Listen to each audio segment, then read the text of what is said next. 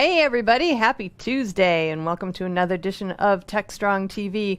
Today is Tuesday, December 1st, and I cannot believe how fast this year has gone by. But we have an amazing show for you. As always, we've got some great interviews from Alan and myself and Mitch. And just to give you a preview of what we have on tap for today, we have got, starting off with a great interview between Alan and Joe Levy with UpLevel. And they're going to have an interesting discussion about the UpLevel technology and how it helps engineering teams actually be more effective.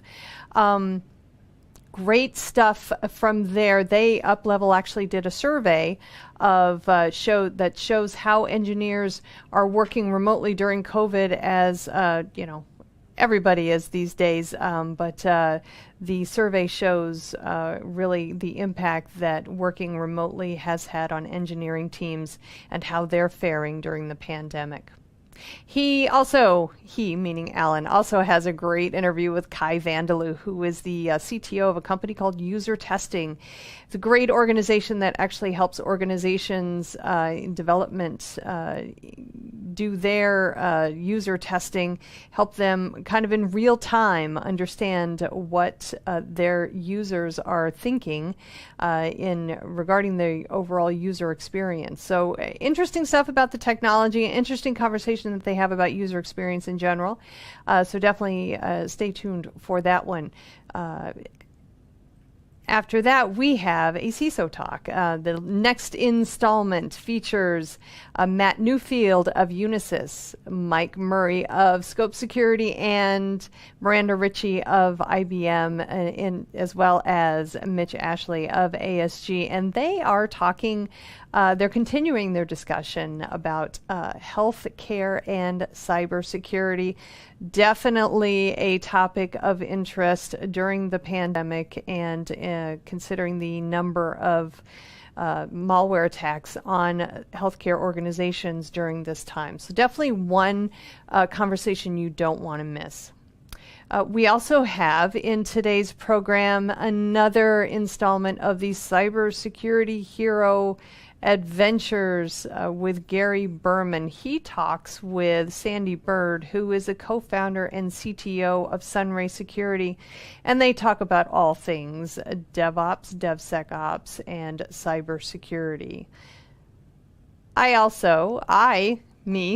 have an interview in today's broadcast with Vladimir Zapolansky, who is with Positive Technologies.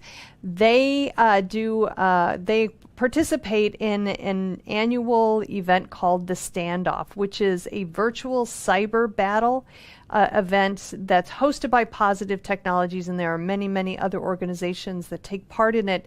It took place in November, and it basically is a real-world simulation of cyber events and how organizations react to those cyber events.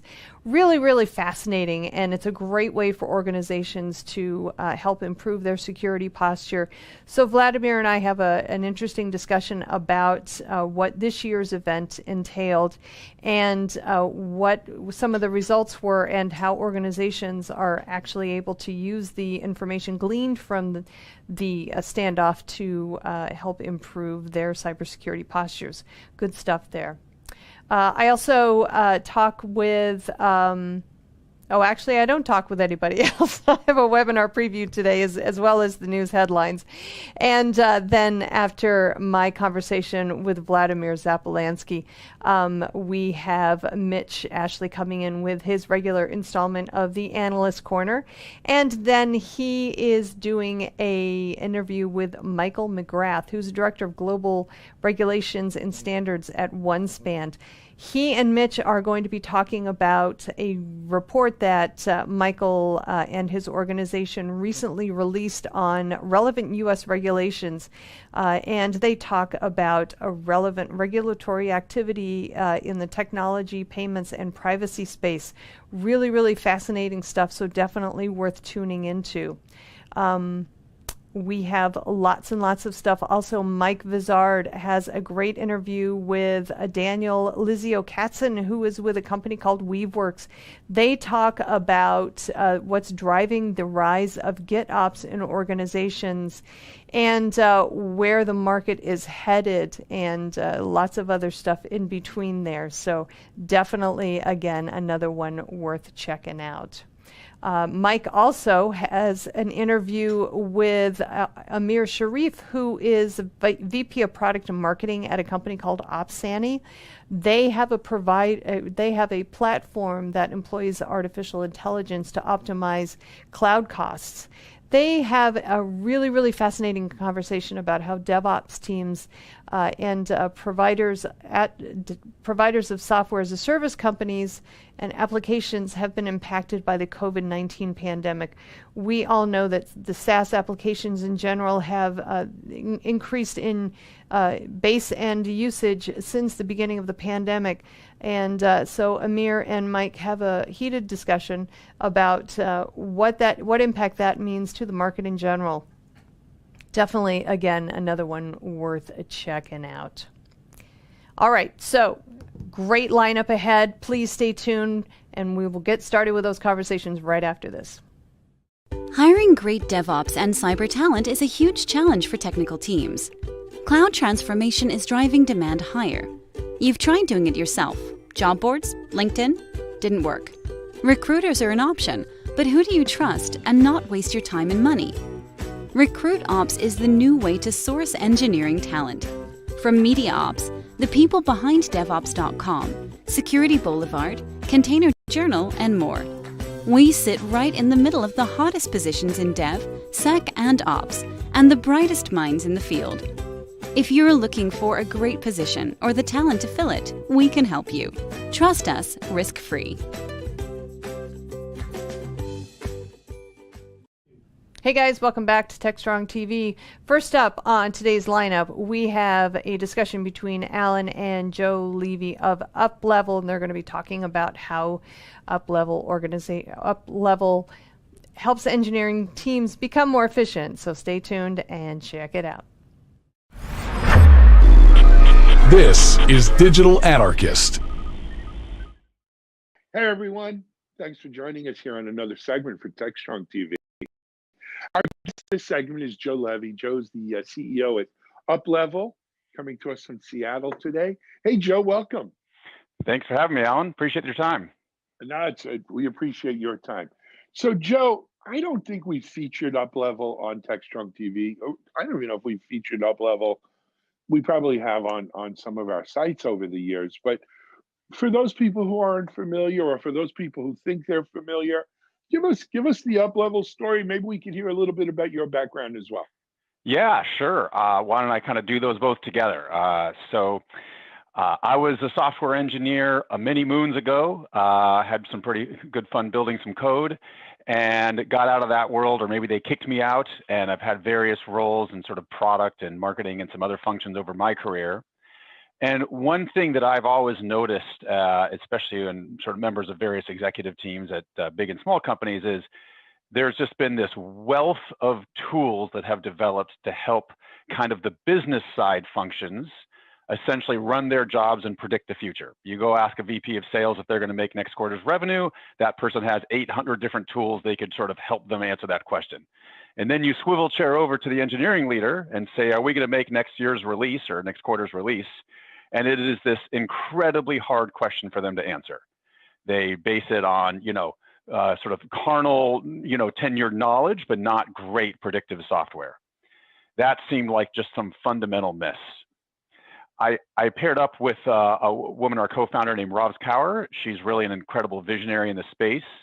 She was at Microsoft for a decade building Visual Studio, so like dev tools for devs in the most real way. And then at Tableau for about half a decade building visual analytics in the cloud. So had this amazing mix of like, we could put analytics and dev tools together and make this incredible, story. What we've found at UpLevel, Roz and I, to do was to really focus on kind of people analytics, but for development. And that seems like the big area that has just been fundamentally kind of ignored in the software teams. There's lots of companies that think about people analytics broadly, HR engagement tools and things like that. And then there's lots of things that measure how many code commits Sally made last week. Right. But there's no one that says, oh, well, Sally's commits are down. It's not because Sally's lazy. It's because Sally had 3 customer fire drills, way too many meetings. Because of COVID, she's working 12 hours a day to make up for all the interruptions in the middle of the time, and she's just frankly tired. No one pulls all that together to see what the real challenges are. So that's what we're focused on at up level. That's great. And yeah, that's the business today. That's it, and it's such an important thing, Joe, especially in the DevOps space, right? Where we tend to equate DevOps success with how many releases you did or how many deployments you did, yeah. Right? Where speed is king, right? But speed kills, and so sometimes you want to know that you got to know more behind, than just pure speed or how many deployments. There's got to be. When did you guys start this? We started about 2.5 years ago, and Alan, you couldn't have said it more correctly. Speed has been the proxy for nothing else obvious there. And I had one customer exec say it in a very pithy way. He said, what that fails to understand is that the fundamental skill that we're talking about here is an artistic, creative discipline. And it's a little bit like saying, do you prefer Monet or Picasso? Well, who used more gallons of paint? Or who created their art faster? And it's not like it's an irrelevant metric, but it just completely misses the point of what that person's trying to do. It goes beyond that even, Joe. It goes to this whole thing, we've all heard this, right? Someday software will write software, where machines are going to write software instead of people. And what it fails to take into account is exactly what you're talking about. Software development is still more art than science, right? Number one. And number two, that creative process, we can try, right? We might be able to beat the best chess players in the world with a computer today. And we can continue trying, but we're probably a good long way away from a machine duplicating a human's creative process. Yeah. And so when you talk about automating it, it's hard. It's not happening real soon. When we were initially founding the business, we sort of were batting around different ideas of, could we be an AI-based manager? Like, could we just automate, here's what Sally should do all the time? And we did have that thought, and it's kind of an interesting technological discussion of, the future of AI and these kinds of things. But what we quickly realized, or certainly the business that we tend to focus on, is no. In certainly, let's call it the next decade anyway, our vision is to empower those frontline teams with the right set of sort of metrics around people that helps them be great leaders and help them run great teams. It's too much of a creative, nuanced discipline of where the state of technology is to really help them. And said in a more pragmatic way that we hear a lot is, we think a tremendous amount around the first line dev leader, often a scrum leader or a project manager, or really that first line manager who has, let's call it anywhere between 3 and 8 developers that they show up every day and they want to make sure they're effective. Single team leader. Exactly. That person is very often a star developer that got promoted to be a team lead because they were a star developer and that seemed like a great path for them. They rarely get a ton of training and transition into that role. And helping support people is very different than writing stellar code. And so we think we can add a lot of value to that person, less in are their team's algorithms the best, and more in supporting Sally, who's burnt out and context switching and randomized all day long, because that's actually what's causing the problem. Absolutely.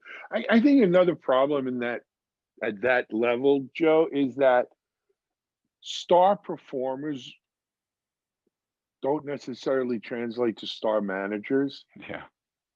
Right. And even with the best of tools and the best of, training, sometimes they're just really great star performers. That's right. That's right. It's a different job. It's a different job. It's a different job, and you see that. Yeah, and yet you go talk to any decent sized engineering team, and they'll openly admit that a very respectable portion, call it half their first level team leads, have been in that role for maybe less than 6 months. It's just a job that is often sort of people are thrown into it. So that's the reality of the world we live in. And our vision is to try to give as much support as possible to those teams and really open up data and focus on the kind of people analytics for engineering teams that can really help them. And this is offered as like sort of a SaaS kind of service, or how's it delivered? Exactly like you just said, it's a SaaS service. What we actually do is we look at metadata trends from the ambient data at work. So we look at things like timestamps of activity, kind of patterns of Slack communication, patterns of meetings, patterns of Jira tagging, patterns of Git data, that sort of things, and put those all together and say, here are just trends that are going on your teams. It can be subscribed to by a customer, and everyone gets logins and seats from developers to execs so that the data is all open for everyone. So, Joe, obviously with COVID, we're all working home and remotely and everything. One of the things, I'm lucky, I get to talk to a ton of people like you all the time. So I don't feel isolated. But one of the things I've heard from many team leaders, CEOs, and managers is that some of the pushback from the remote workers has been like, yes, I'm working remote. You got to trust me that I'm doing my work, because I'm probably working more hours than I did before. And I don't want to feel that Big Brother's watching me at home. Like, I don't want to feel that everything I'm doing is being logged, watched, metricized, if that's a word. Right. And so, hey, dude, I'm doing my work, back off. Any pushback you're seeing from that? Yeah, I would say there's a few things you just said to unpack. So first of all, we from our users have never heard that. It is a concern in the market, of course. Yes, right. That's what I meant at a larger macro scale. That's right. And at some level, my personal belief is a lot of this is kind of stemming from companies like Google and Facebook, who you don't know what they know about you. Right. And they have their own motives, and that's not going to change for a while. Right. We have customers where the data goes straight to the developer. Right. That developer gets the data and can come to their manager and say, hey, there was 3 features I was supposed to work on last sprint. I only barely got to 1. And the reason is because I was, pulled into 4 customer fire drills. I had to go to 2 training sessions, and, I had to take some breaks in the day to go out online at night with the India team. Previously, that felt like a gut-based conversation. Now that engineer can pull up the up-level report and say, see, here's the numbers that back this up. And this is just how bad that was. And I can, it's not like a defensive or like a pointed conversation. It's, hey, I can't do both at once. So help me prioritize, manager. Help me either, clear these fire drills or, adjust my work balance of features, because that's the throughput I got, right? And developers really appreciate having that data-oriented conversation around what's going on. That really can be helpful. And from the manager perspective, I don't think it's about mistrust. Any good manager knows their team well and understands what there is. And you can always weaponize data, of course, right? That is always an ability. But let's go to the assumption that most people are good, most managers are trying to help, most developers want to do a good job at their job, and we are going to provide data that helps them really load balance and optimize their time so that people don't get burnt out and don't get in those defensive, like, you got to trust me, I'm working hard. Like, that's not the intent. The intent is, I can't do 3 customer fire drills and 3 features in a week. That's not practical. Absolutely. So let's put those on a metric and help me prioritize. Agreed. One of the, as a CEO, and Joe, I've been CEO, I've been at C-level for 25 years, 20 years. One of the things I really learned from COVID with having my whole team remote is, look, I don't hire kindergarten kids. We're hiring people. We pay them good money. They're professionals. If I got to worry about them like not doing enough work or something, Yeah. you're probably not the right, you know what I mean? Shame on me for hiring them. Yeah. But, And by the way, double that about easily when you're talking about certainly who our customers are, which are leading software companies hiring computer science with at least an undergrad, often a master's degree, getting paid relatively well. This is a high caliber individual who wants to be delivering great value at work, right? At the end of the day, if you're interrupted 25 times a day and your job is to go bug hunt, that's not a fun day for you. And if your manager has a tool that tries to quantify that so they can protect your time, that's helpful. And so again, back to that point where, no one wants to be surveilled, but people do want to have days where they feel like it was a nice day at work. And if data can help shine light on the things that are causing headaches and try to eliminate those, that's a positive story. And that's what we're after. Absolutely. All right. So we took up most of our time talking about this. We wanted to talk about a survey you guys have done. Let's turn to that. Yeah. Well, so what's interesting, and maybe it's a good connection point, is we see data from our customers every day. And we have lots of customers and they give us healthy amounts of data. And that's the real what people are doing. But as any good data business, a really fundamental kind of research philosophy is we should also bump that up against what people are saying, right? Like you kind of want to, what did you say and did you do it? And let's look at both. And so we ran a big survey. We partnered with a company called Wakefield, that's an industry leader here. And we went outside of our customers deliberately to say, is what we're seeing at our customers matching with what the industry at large is telling us, right?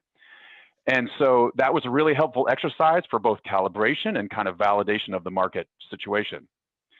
And really what the survey told us, which is the same thing we were seeing at customers, is engineering velocity since COVID, somewhat shockingly to most people's belief, has either stayed the same or even incrementally in a small way gone up. And so engineers who you might say are some of the most disciplined in working remote, meaning they're very equipped to it and maybe they prefer the sort of less interruptions of an office in some way and are very capable if there's a good internet connection, the throughput has really stayed there. So that seems like a positive story, that this type of skill set has been manipulated very well into a COVID world. The problem that showed up in both survey and in our data is, okay, there's a cost to that. There is a cost to that. And the cost has been essentially morale and what we see as a lot of sort of always on-ness about people just burning the midnight oil is starting to get worrisome. There is a growing concern. It's not sustainable. It's not sustainable. And we had one engineering exec explain this to us very well recently in one of our advisory board meetings. When COVID first hit, he felt that his team was almost on steroids. It felt like everyone was like, oh my goodness. And this is a psychological thing, right? There's a pandemic, your brain goes into like survival mode, and I'm going to work hard and keep my family safe and stock up on toilet paper and get bigger monitors and webcams, and I'm going to like hunker down for goodness knows how long it's going to be. And you're hyper driven and you sleep less and you make it work. It's been, whatever now, 8 months, that adrenaline and that steroid is starting to wear off. Worn off. And people's ability to exactly. And so that is a real concern. We saw it here, Joe. So I had a different word, right? I called it the hair on fire time, right? around March, whatever it was, 6th, 10th, I closed our offices here. I sent everyone home.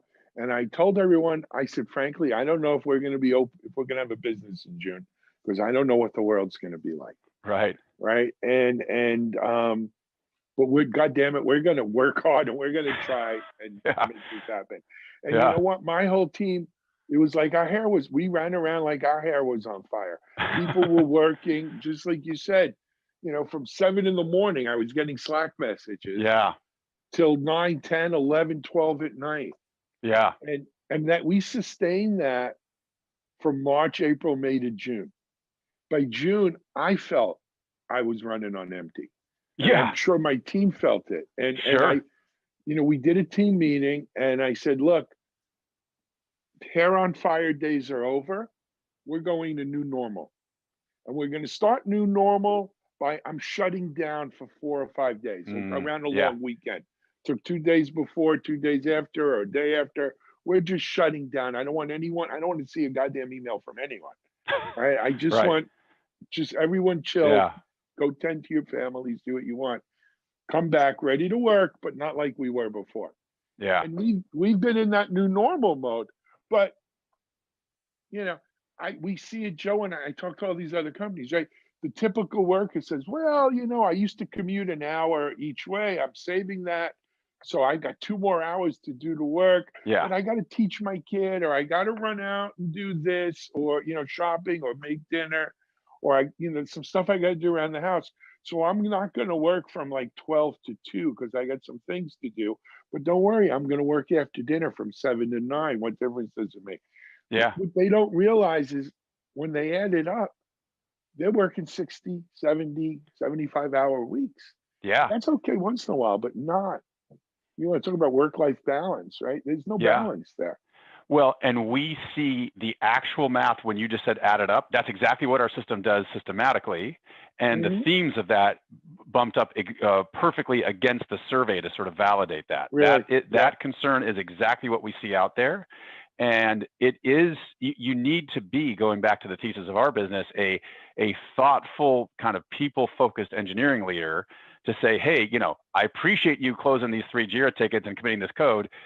Please take a break, right? That is not sustainable of how you did that. And we need to do that. And yeah, your example, I hear this all the time. Hey, I'm not commuting. I just saved an hour on each end of the day, so I can use that for something else. That commute time, I mean, no one likes sitting in traffic, but you decompress and you change modes. It was alone time, right? And it's alone time, and you think back, and you're not staring at a screen, and you're kind of just maybe pontificating. Well, fair enough. Yeah, good point. And but for sure, you can reflect a little bit and just relax. And when you come home, you're in a bit of a different mode. And, that break is very key. And even if you were already working from home, there was more of a culture of taking those breaks, and everyone was on that same page. And so with that gone away, there's another subtle piece of what you said, which is, some people have families and homes and other kinds of things they can focus on. There's also a very large population where maybe you're younger and you live in a, 1 or 2 bedroom apartment, and there's not much else you can do. Right? I mean, the bars are closed, the restaurants are closed, the gyms are closed.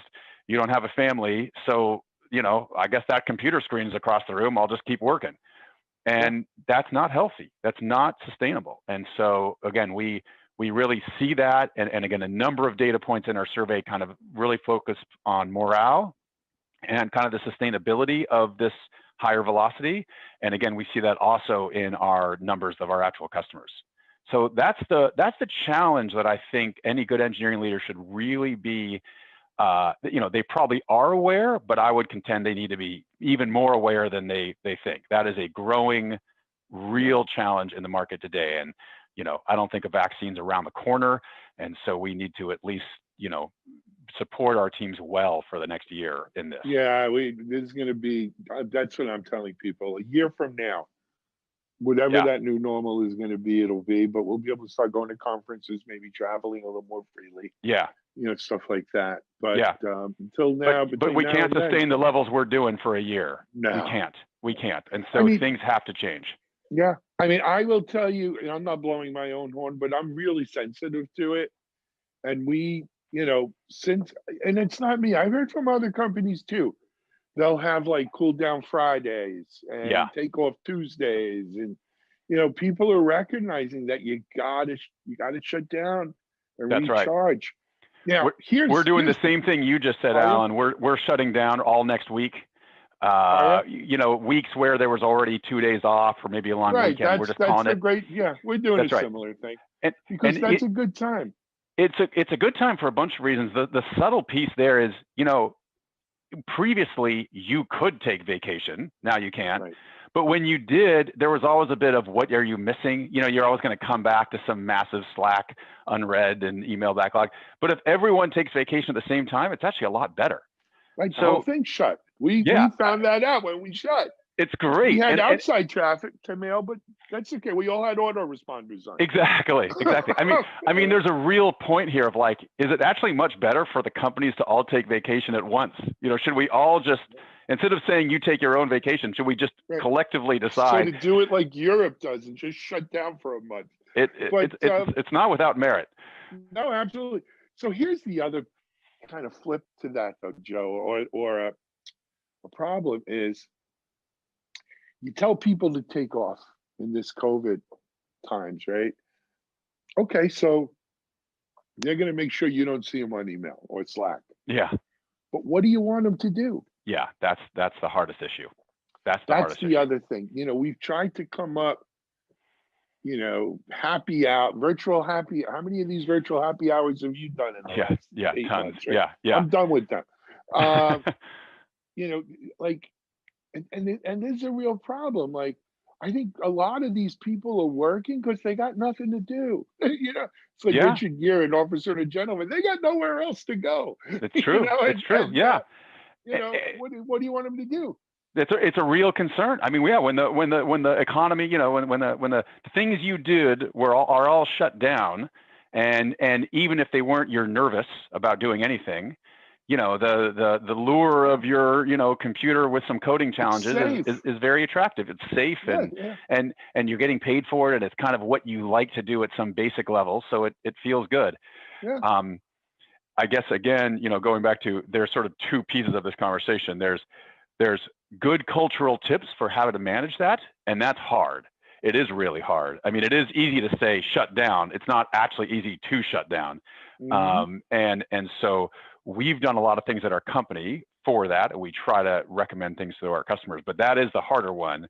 The other piece of that, though, is there are a lot of people who maybe, I believe, aren't fully embracing the magnitude of the challenge. It's back to your point. If velocity seems strong, and my job as an engineering manager is to, you know, ship product, I feel like I'm doing a great job. And, you know, the attrition problem always shows up much later. And so, you know, when burnout has happened, you've missed it. Like, it's too late. Right. So the point is, what can you be really proactive on? And that's really hard for a leader. To the first point, you know, I can't tell someone to go take a vacation because they can't fly or do anything. Right. So, yeah. So we do a lot of, you know, try to do breaks. We actually have a whole team of people at our company that are shockingly good at coming up with really fun happy hours and other things. We play a lot of interactive games, do a lot of sort of prizes and meal delivery for the families of whoever won and that kind of thing. So we put some clever stuff in place, but the problem certainly persists, and I worry about it all the time of, you know, can people actually shut off and do something else? Because not everyone has other options. Absolutely. It's hard. Joe, we blew past our time limit a long time ago, man. I apologize. But you know what? For people who want to find out more results of the survey, and it's very interesting because it seems the survey of, let's call them outside people, really just, you know, is a carbon copy of what you're seeing from your own stats and from customers as well. So it's good to know. Where can people get more information here? Yeah, so uplevelteam.com is our domain, uplevelteam.com, and you can reach out to us there. I'm sure you can put a link in your show notes, and we can kind of connect that way as well. And again, you know, if you know, the challenge, exactly what you said, is if you want to think more about the team aspects of engineering, that's what we're focused on. And so happy to help anyone kind of dig deeper into that subject. Thank you so much. Yeah. Joe Levy, CEO. Thank you so much, Alan. Have a great day. You too. We'll come back and talk to us more about this. This is a great topic, and hopefully, I'm hoping more people will be enlightened over the coming, you know, weeks and months. Yeah. As we learn to live, you know, post-COVID even. I think you'll see the leaders starting to emerge here, and people will be fast followers into it. So I think you're right. But... Well, if more people are going to stay home, even once vaccines and everything. So my people have already told me they like this. They may come into the office 2 days a week, some 3 days a week, some want to get away from their family, whatever. But you know, but it's not going to go back to what it was, and people are going to need to learn to manage this and manage it well. Joe, thanks, man. We'll have you back on. Have a great day, Alan. Appreciate your time. All righty. All Joe right. Levy, Up Level. We'll be right back here on TechStrong with another guest.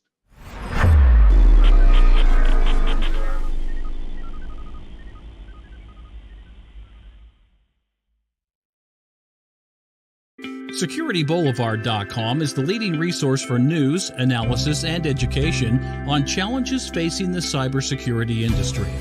SecurityBoulevard.com covers all aspects of cybersecurity, including data security, DevSecOps, cloud security, application security, network security, security threats, and more. SecurityBoulevard.com has the largest selection of security content, featuring breaking news, blog posts, podcasts, and more. Visit www.securityboulevard.com to learn more. SecurityBoulevard.com, home of Security Bloggers Network. Hey, welcome back, everybody. Next up, we have a conversation between Alan and Kai Vanderloo, who is User Testing's CTO, and they talk about how artificial intelligence techniques the company is using is helping save bandwidth for developers who are assessing overall user experience. So check it out. This is Digital Anarchist. Hey, everyone. Thanks for joining us here on another session for TechStrong TV. Our guest for this section is Kai Vanderloo of User Testing. Kai, welcome to TechStrong TV. Thank you. Thank you. It's a pleasure to have you here. Kai, you know what? We have not done any interviews before with your company, with User Testing, or you. And so why don't I think we owe it to our audience to start with that. Can you give us a little background on the company and maybe a little bit of your own personal background? I'll be happy to do that. User testing, we help companies out there to get real human insights about the experiences they provide. These can be online experiences, web and mobile. They can be real world experiences, whatever, depending on the industry you're in. It can be like shopping at a store, or what we've seen a lot lately, like all these new experiences companies are providing, like curbside pickup and stuff like that. And we help our customers get human feedback on that. So they get, we have a panel of test participants. You can also bring your own if you have known customers or your employees. They can use our software to try out an experience and leave. Excellent. And a little bit about you, maybe? I'm the Chief Technology Officer here, been with the company for about a year and a half, a little bit more now. I run the product organization, everything from research, design, product management, development, quality engineering, DevOps side of things. So I'm kind of responsible for the product. Been spending about the past 5 years or so in the customer experience space, measuring, collecting customer experiences in different ways, and spent 25 years or even more in enterprise software. So you're telling us you're new to the industry. So first time, trying to figure things out still. Exactly. So Kai, you know, we were talking off camera before we started, and I was saying I had just come off of a roundtable with 6 or 8 folks in the testing industry. They're talking about automated testing, about AI, about different kind of DevOps and how it's changed the role of testing and the way we test and what we test. And one of the things that really became clear that came out of this roundtable was, when we talk about testing, especially sort of, let's say, traditional IT developers, they think of that QA testing, that typical, I'm testing my code for bugs testing, right? But we have seen an explosion, like an evolutionary explosion of different kinds of testing, the kind, what we test for, what we are testing, how we test, what we do with all of this. You know, as a, and I don't mean it in a bad way, but as an industry veteran, right, who's been around the block, talk to me. What are you seeing, and what do you think is important that people take out of it, and go from there? I think that's a very good question. I think in the engineering practices, we're very used to testing in the sense of quality assurance. Like I'm not aware of many development teams who don't have quality engineers on them. So we're very used to test the code to find bugs. But who tests the experience? Who gives feedback to the designers, to the product managers? Is this thing usable? Does it meet the needs of the users? Not just like, does it work? So we've got all the decades of quality engineering that we've determined great practices, but none of those tell us whether the product makes any sense, whether it meets any need, how it makes people feel. And that's what we do at user testing, is we help you get feedback on the experience you provide. How does this make people feel? How does it feel right? Is this useful? Does it meet their needs? Does it do what they expect it to do? And this is just amazing how we can help with essentially with two things. One is to build the right thing, to make sure that you actually talk to your future users, your potential users, before you start building. So you can share concepts with them, you can interview them, you can find these exactly right people to help guide you as you define your product or you define the experience. And then while you develop it, when you have your first rough sketches, you start making better and better designs. What do people think about this? That's when you can have a lot of impact. And then, yes, at some point, somebody starts, if it's a digital experience, somebody starts coding it. If it's like a physical experience, somebody starts building it. And then you can get feedback throughout that as you iterate. If you have an iterative development process, which most development processes are these days, with every iteration, if you get feedback from your future users, you're going to make better decisions. You're going to iterate faster and better. As we like to say, we want to help people build better products faster. Absolutely. And I guess the question is, how do we do that at scale? How do you, as an organization, so every organization wants that kind of data. Every organization is not built to collect or to go out and get that kind of data. They come to you. How do you do this for every organization at scale? I think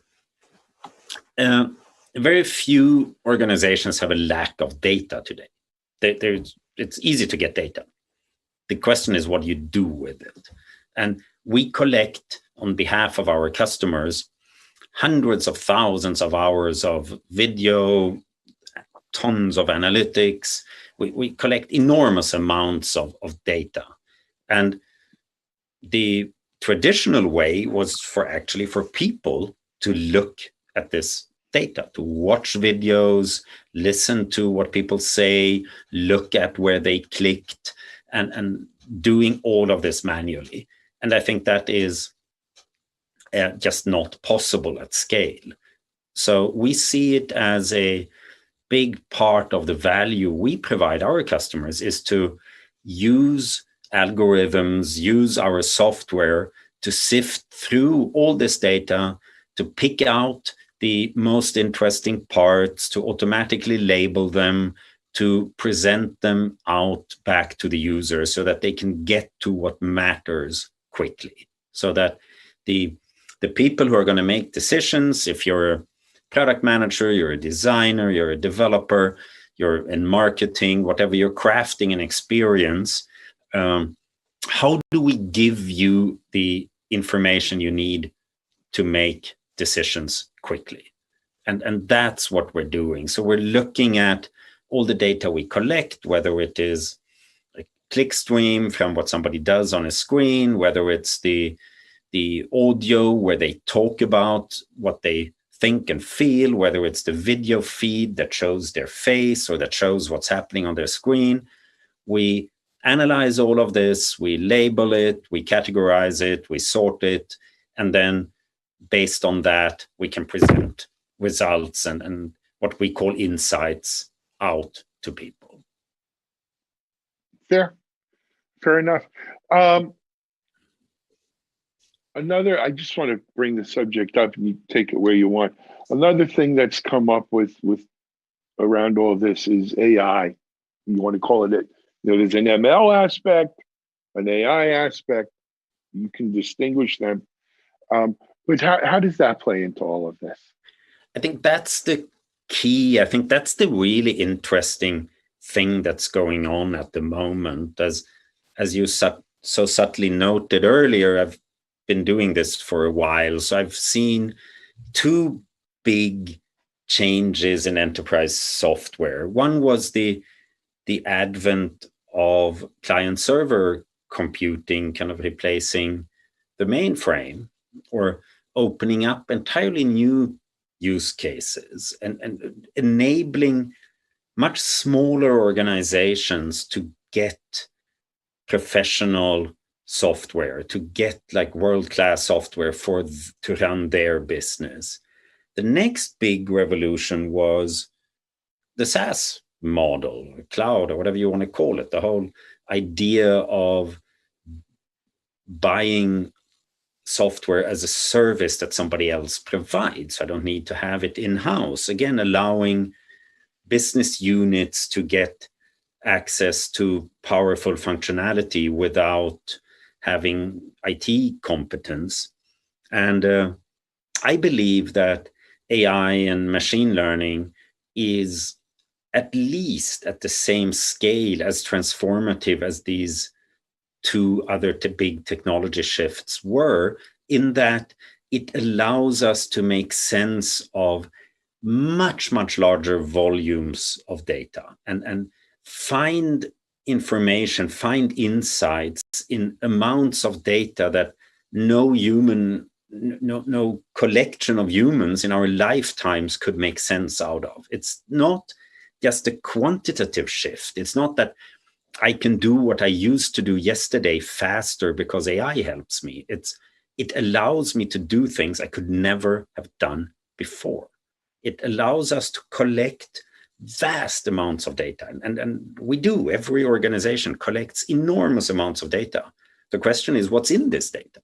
And if you have to have humans sit there and slice and dice it and analyze it, they're not going to find what's there. They may find it, but it's increasingly unlikely. That the more data you have, the human processing power hasn't changed much over the past 10,000 years. And it's this that I think AI is really fundamentally changing, that we can find insights within data, and it doesn't matter what kind of data it is, that we could never have found before. And therefore, it becomes meaningful and becomes economical to collect all of this stuff because there is value in it and we can find and extract this value. So I think it's an enormous change, and it is going to, I think, kind of the killer app, if you want, for AI is to let business decision makers, to give them the insights that otherwise have been reserved for analysts, for people who had it as their jobs to find insights. I think with AI, we're all going to have these insights available to us. And this is, I find it truly exciting. I've been building AI-based applications for a while now, and this is the big holy grail out there is like be able to bring insights to decision makers so that they don't have to ask other people for them. They can find these insights themselves. And I find this utterly exciting. Maybe I'm geeky, but I find it super exciting to be able to help people make better decisions. I agree with you. What do you think is holding? What would it's holding back from more leaders taking advantage of this?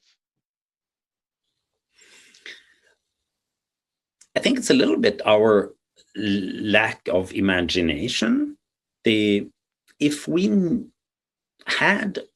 people had the ideas of what problems they want to solve or what opportunities they want to grasp, I don't think technology is holding us back. It's the ideas, to be honest. It's like taking this seriously. Many people who are not in the field, many people who do not build AI solutions, do not understand how powerful the technology is.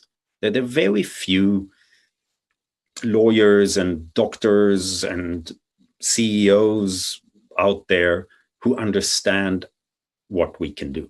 So they never ask for it.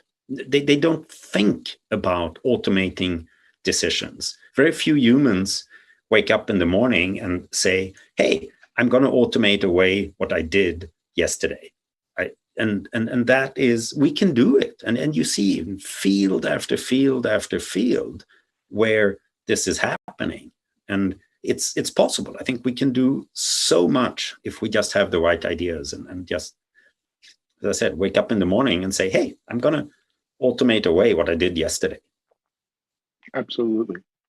Ty, we're almost out of time. So I want to try to, I got to spend a little time talking about your company, if it's okay. So how specifically do people engage with your organization to help them here? We're an enterprise SaaS platform. You can sign up, you can come try it for free if you want. You can use our tool, our software to gather feedback. So if you know what you want to achieve, we most likely have predefined templates. If you say you've built a website for your company, you want to know whether people can use it. You want to know if somebody can go to your website and find out how to contact you. We have templates for such things. You phrase the task, you put it onto our platform, and within 2 hours or so, we have people who have taken that task, they have done it, they tell you what they think along the way, they're trying to figure out how to contact you. Maybe somebody says they prefer to call you and they can't find your phone number on there.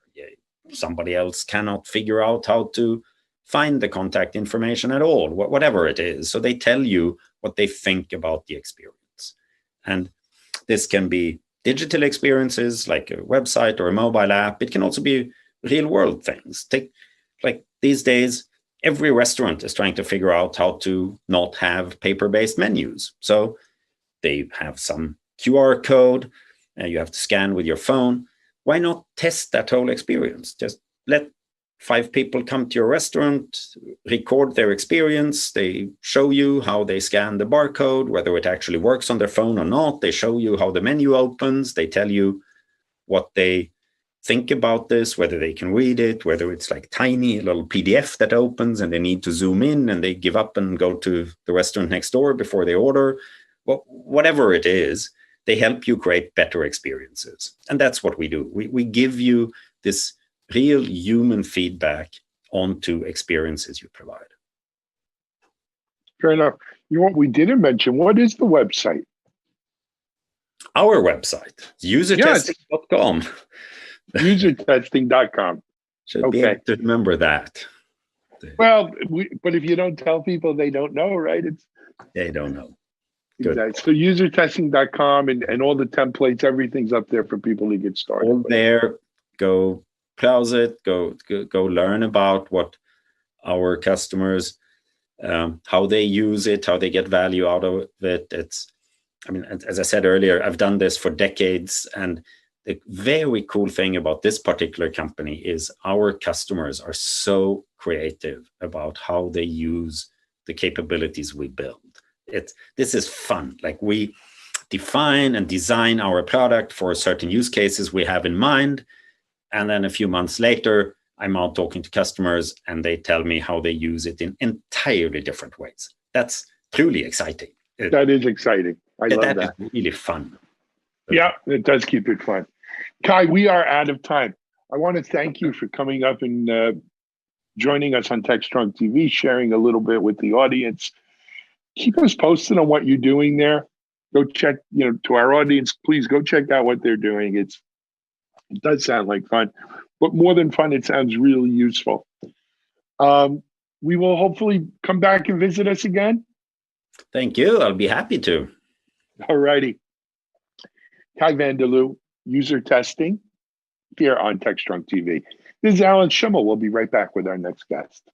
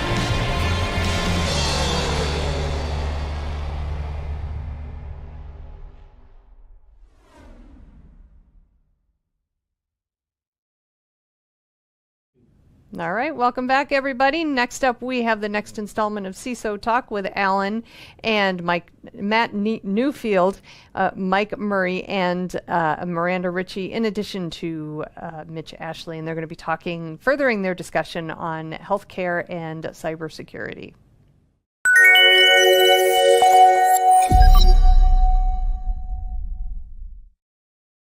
Hey, everyone. This is Alan Schimmel, and welcome to another episode of CISO Talk.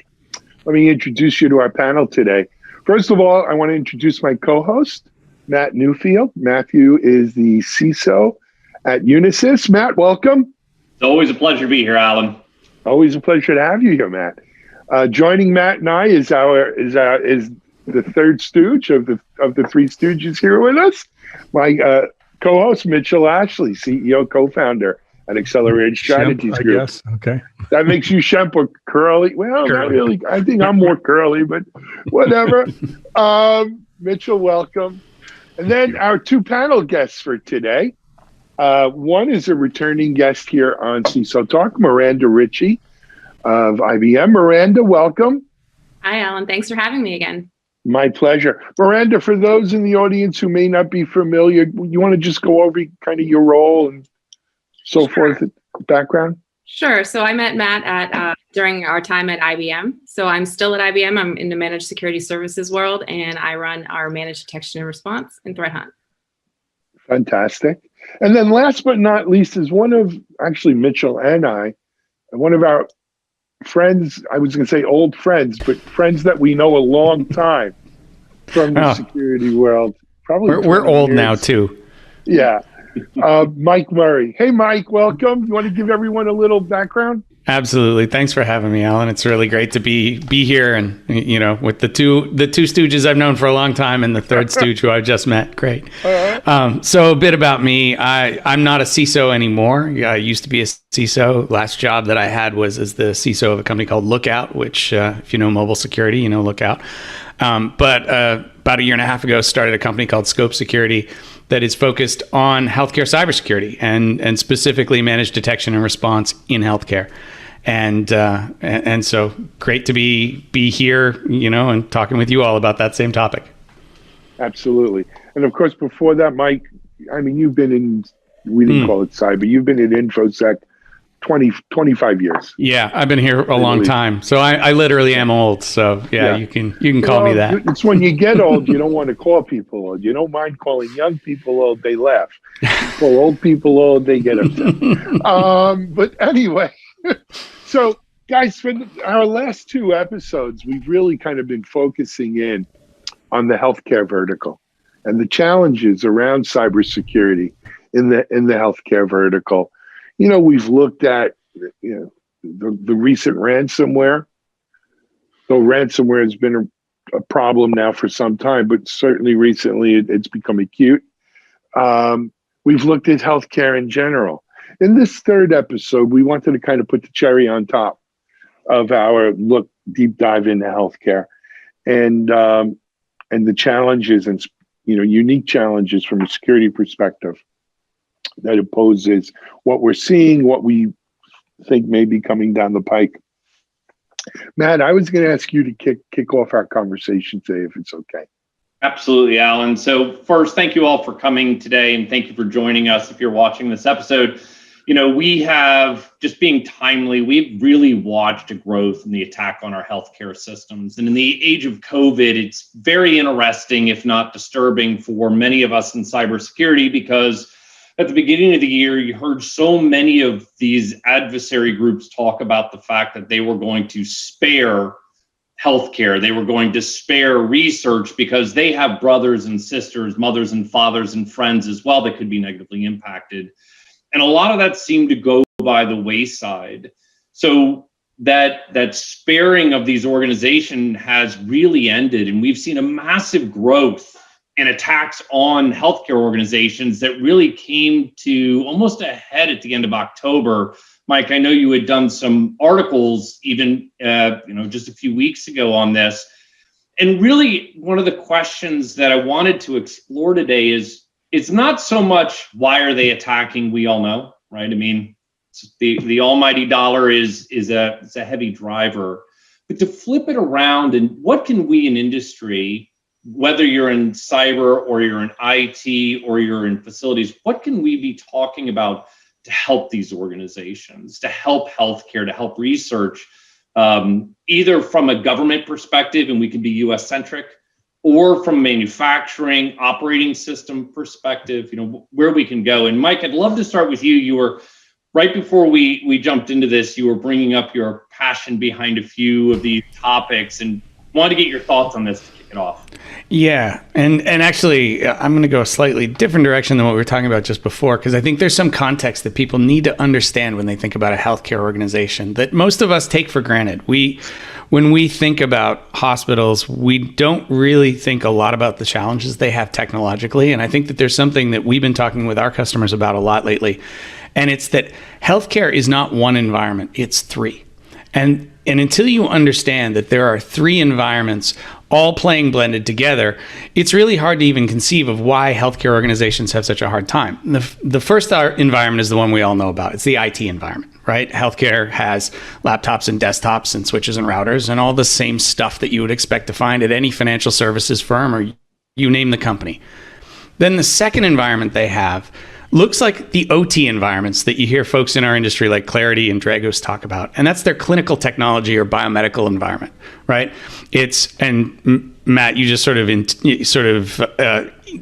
intuited some of the challenges of this space, right? Vendors that generally aren't software companies that are selling software, long patch cycles, old operating systems. There's not a hospital in the United States that doesn't have Windows XP, and I would bet 90% of them have Windows 98 somewhere. And then you have the FDA's participation in the regulatory piece. And then you have a third environment. This is the one that we very rarely talk about, which is the EHR environment. And most of us think, if you have peripheral exposure to healthcare, you think of the EHR as basically a database of patient records. But that's not what it is anymore. The EHR is effectively the modern operating system of a hospital. And so all of those IT devices and all of those OT devices are connected together through this third environment that orchestrates and implements the whole thing. Now, the challenge that these folks have is if you think about the technology environment, right? And both both of us here on the panel are in the sort of detection and response side. We have great detection and response tools in IT, right? You know, EDR and a lot of the stuff that's evolved over the last 5 years. There's some really great stuff there. There's starting to be tools about clinical technology, right? You've got these IoT folks, the Zing boxes, the Orders, Medigate, CyberMDX. Like I could mention probably 10 or 12 of them that are trying to be effectively a firewall for those medical devices and that OT stuff, right? And there's almost no tooling from the security perspective for the HR environment. And there's certainly nothing that stitches it all together where you can see an attack as it pivots. You know, attacker fishes a laptop, pivots in, uses an MRI machine running an old version of Windows with MS-8067 open, you know, sitting there wide open. And then they jump on that box and use that to scan the environment and break in and steal a bunch of patient records out of the EMR. The CISO doesn't have visibility into hardly any of that. And so how do you ever, if you're a if you're a healthcare organization, secure yourself when all of your tools are in only a third of your environment? And I think that framing by itself, before you even get to a lot of the other challenges, makes it so hard for these folks that how can we ever think they're going to succeed until we give them, you know, products and services and tools across all three of those environments, not just in one. But isn't it also a problem? We can talk about how you only see a particular part of the environment, but even if you gave them the tools, the techniques, the infrastructure and the know-how, it does always come back down to budget. And in a hospital, you know, we talked about this a few episodes ago. Their number one priority is a patient's life. Of course, I hope so. You hope, right? But not patch management.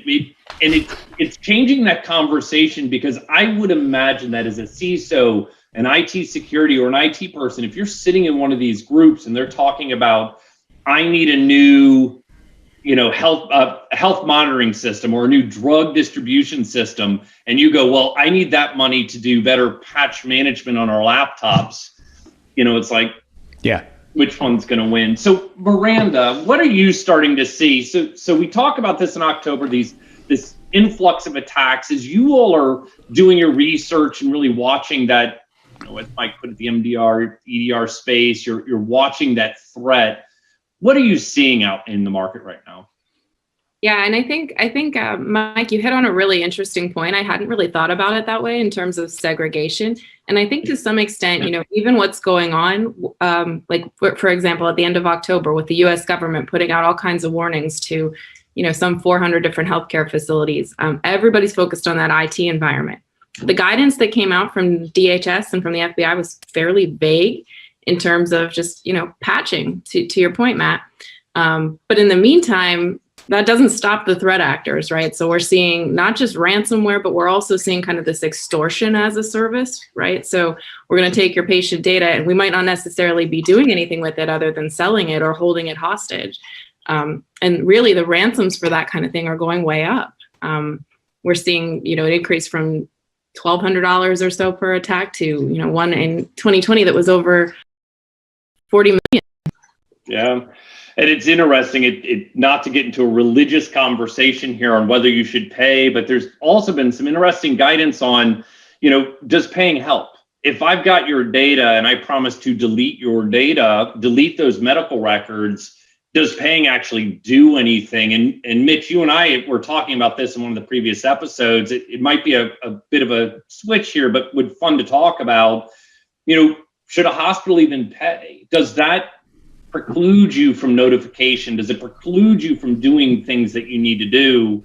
And before you answer, I'll throw out, you're right, they came out with guidance for patching, but as Mike so eloquently put it, I don't know how you patch a Windows 98 or a Windows NT environment to stop an exploit, especially the guides that were written to exploit those were written in 99. So they're really old, almost as old as we are. I think one of the things that you have that's also sort of layered on top of this, I've worked in research for environments where you don't get in the way of research, right? Professors need to publish. That's sort of sacrosanct. And here it's do no harm, right?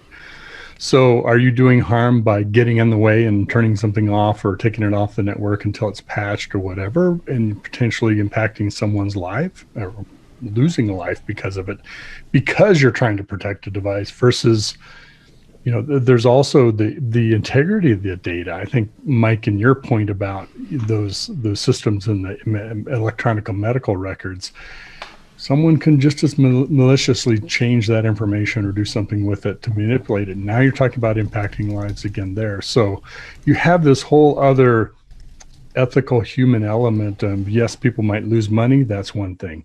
We're talking about losing lives. That's a whole nother ball game. Yeah, and some of those life losses may not be seen until the future, right? They don't have to be immediate if you're prescribed the wrong drug, the wrong dosage of drug. Mm-hmm. One of the controversial things that tends to come up when I'm speaking to hospitals, and I'd be curious on everybody's thought of this, is you always hear, how do you stop ransomware? And the answer really is through things like education. Don't click on links, and you could go down that path. But one of the ones that comes up all the time is MFA.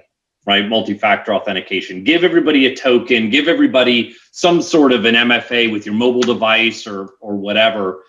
But there seems to be a lot of pushback in healthcare. I'd love, Mike, you just rubbed your eye, so I'm going to give it to you, Mike. Your thoughts on this? I'm sorry. I'm laughing because prior life, I ended up at GE Healthcare, where I ran a team that was responsible for all the products and services that healthcare put out before they hit the market. And I will never forget one of the very first conversations that I had about why we didn't have password standards for our medical devices. And I, as a security person, I'm looking at these people like, what kind of backwater have I just stumbled into, right? And until somebody with more gray hair than me pulled me aside and sort of patted me on the head and basically said, look, security guy, I appreciate your desire for all these passwords and things, but when patients are bleeding, you don't really want to wait for the doctor to remember their password. And so maybe there's a better solution. And so the pushback we get in healthcare often, and this was the eye-opening thing, me starting a healthcare security company many years later comes directly from the education I got when I went into taking over medical devices. A lot of the things that are orthodoxy for us are not they don't even make sense in a healthcare context. So as an example, when I went to GE in 2014, and this changed, but when I got there, we printed the root passwords of all of our devices in the manual, and they were hard-coded. These devices go through an FDA risk assessment, and that was deemed not a risk according to the risk assessment.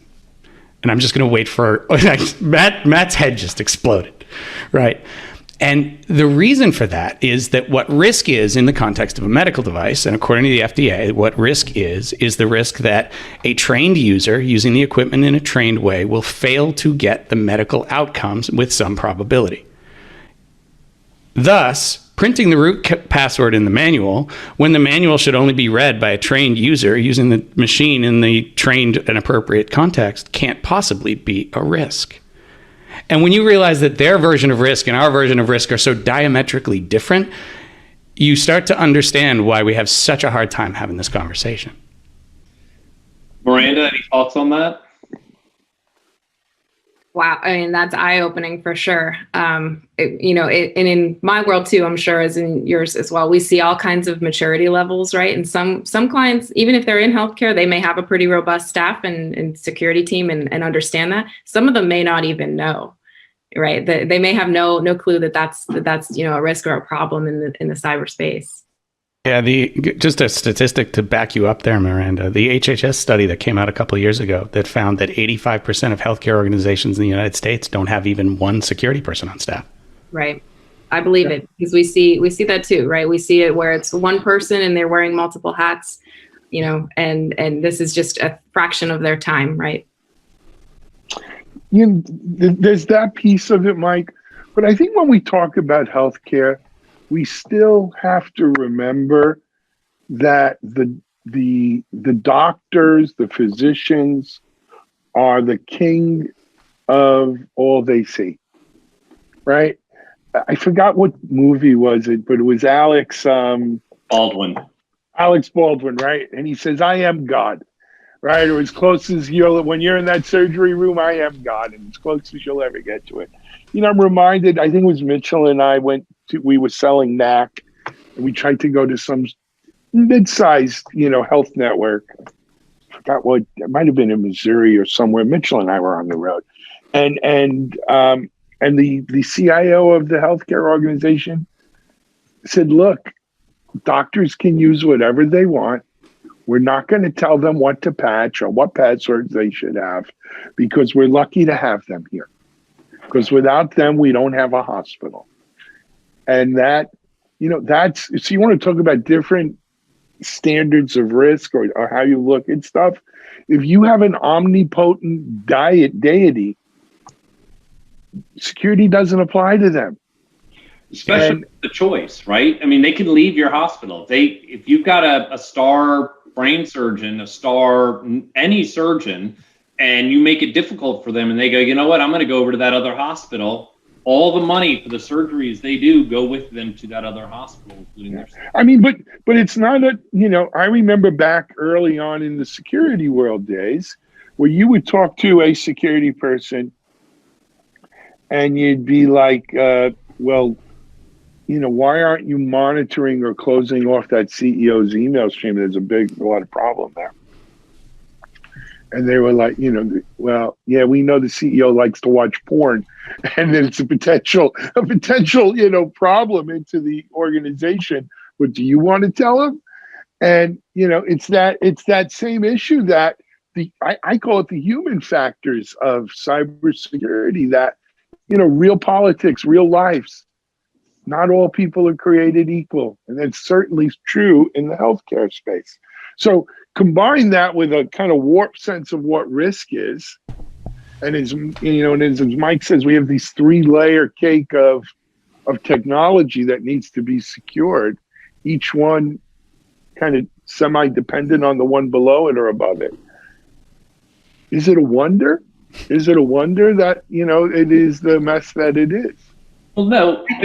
And let's be honest, before we even go into that, you realize that this isn't new, right? This has been around for years. We're talking about operating systems like Windows NT and Windows 98. It's been around forever. The proliferation of, we'll just call it bad within these environments, has skyrocketed and I think become central in our psyches in the news because of COVID. It's the year of 2020 and COVID. So it's really come out, and the cost of being able to sell off medical records has changed drastically over the last couple of years, and it's a profitable business for people. So, again, we could talk for hours about all the bad things. So you talk about we can't add passwords. You talk about not being able to add MFA. We talk about not being able to patch systems. You talk about not putting any gates in front of a doctor or nurse's ability to save a life, of an EMT's ability to pull up information while they are speeding down the road, bringing a patient to a hospital. The adversaries know it. They're exploiting it. They're becoming wealthy on it, potentially at a loss of life. So now what? So we have to turn the story. We can't just FUD it for the next 10 years, fear, uncertainty, and doubt. But so what do we do? I mean, and I think that's the big question. What do we in industry do? Let me just add one other thing to that, though, Matthew, and that is that this is a world where, well, the world in general, but specifically in healthcare, where technology becomes more and more of a distinguishing factor between success and failure, right? This is, modern medicine is all about tech. And so we can't afford to just ignore it. And Mike, I thought that's why you started Scope Security, quite frankly. I was going to say that's my answer to Matt's question is, right. We're one company, right? Like I don't think that we're the answer. I'm just trying to be one of the ones that are raising the tide. But I think the one thing that I've been saying since my GE days is we build all the stuff in our whole industry. We build it for financial services and government. And if anybody else can use it, that's great. But we've all been on the inside of vendors, right? And that's how we make those decisions. So we got to start thinking about hospitals as their own thing. And we've got to build tools and technology for them that doesn't look like a bank, that understands that the CISO doesn't have the same power to say no that they have in financial services, or a tech company like when I was at Lookout. like that understands that this technology is going to be around forever. Like if you buy a CT scanner today, you expect it to be in use 20 years from now because you just spent like, $5-6 million on this device. You can't go replace it 3 years from now. So if we know that's going to be the case, well, let's figure out how to solve the problem. Not saying, hey, the vendors have just got to be able to make that machine so that it still works in 20 years on Windows 2040 or whatever it is. But if we're deploying it on Windows 10 with the current build, how do we make that still secure and securable 20 years from now?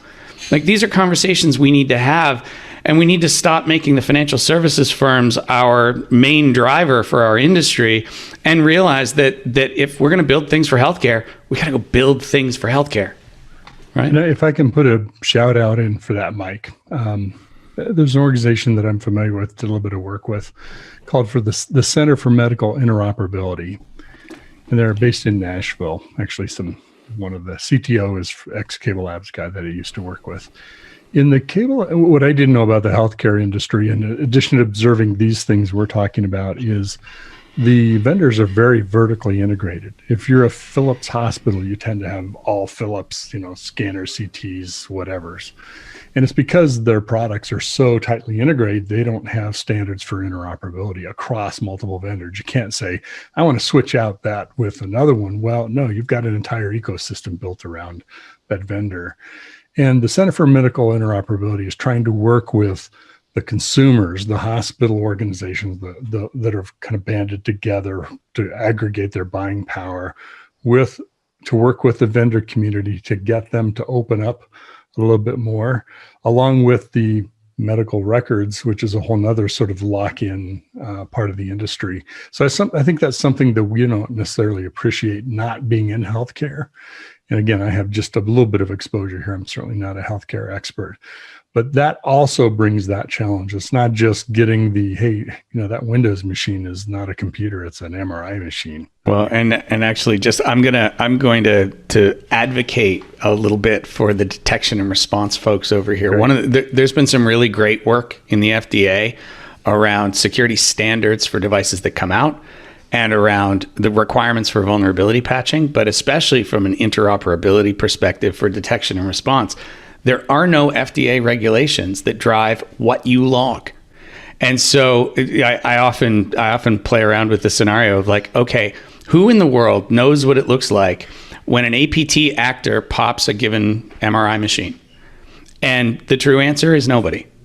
Because if you went to the product team that developed it, and I know this from my time at GE, they've never thought about that, so they have no idea what that looks like. There's no regulation that requires anyone to think about it. There's none of the security community, other than us. I doubt anyone's going out and buying a bunch of MRIs and then breaking into them to see what happens to them, right? And so you end up with this world where even if we wanted to do better detection and response, even if we wanted to take the logs from those devices, unless you're really committed to knowing the answer to that question, it's really hard to do. So we end up with our threat intelligence base all being in that IT environment that I talked about earlier, and some network IOCs, but that's all you get, because a lot of those interoperability challenges mean that it's impossible unless you're willing to put in the effort to even know what it looks like when those devices get hacked. And there's where your problem is, right? You're trying to overlay, but I'll make it even worse. And again, I desperately try not to go down the FUD route, but it's just there. You talk about a second ago that a lot of us, Miranda, your teams, you have these specialties, and you're specialized in creating software programs and projects for these verticals, and then trying to shove them in healthcare. And I think the reason is the finance vertical pays. Yeah. They have massive budgets around this because it's a known loss, and manufacturing pays because if that system that's been up and running 24/7, 365 with 72 nines behind the 99% cannot go down because they know the losses in dollars per second. You get to the healthcare, and it's hard to find advocates, it's hard to find controls. And to your point, and Mitch, you brought this up a second ago, what does a particular MRI look like when it's been breached? And unfortunately, the people you asked who knows, well, there is an answer.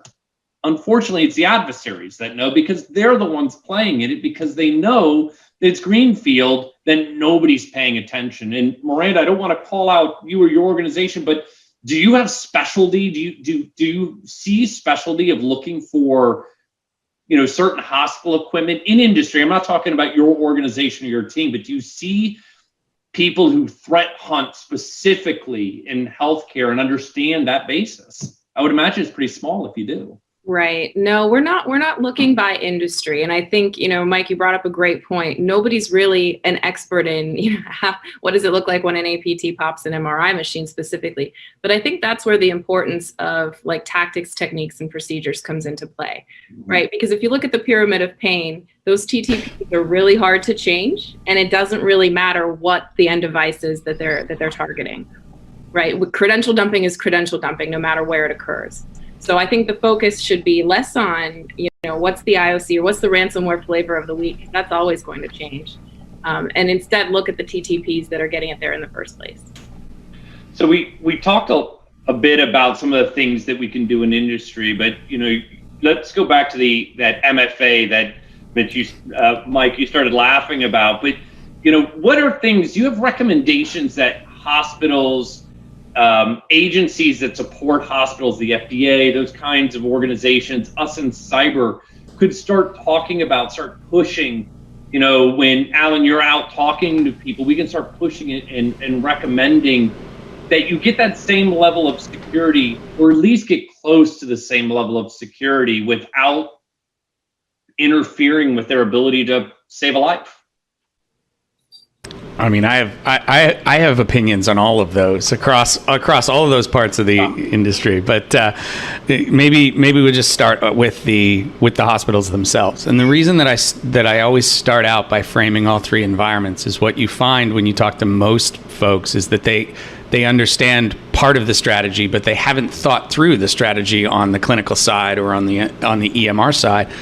And just having the conversation about the full environment starts to spark interesting ideas in people's heads. I mean, by the time you're a hospital CISO, or any CISO, you've been around long enough that if you can generally reason through what the control environment should look like, what things I should be detecting, what things I should be looking for when you think about it. But for the most part, when I talk to folks at hospitals, they've lived in this world of, I see my IT stuff, I put my clinical stuff over there, and I try not to think about it. And the EMR is privacy and compliance's realm, and I don't even think about that.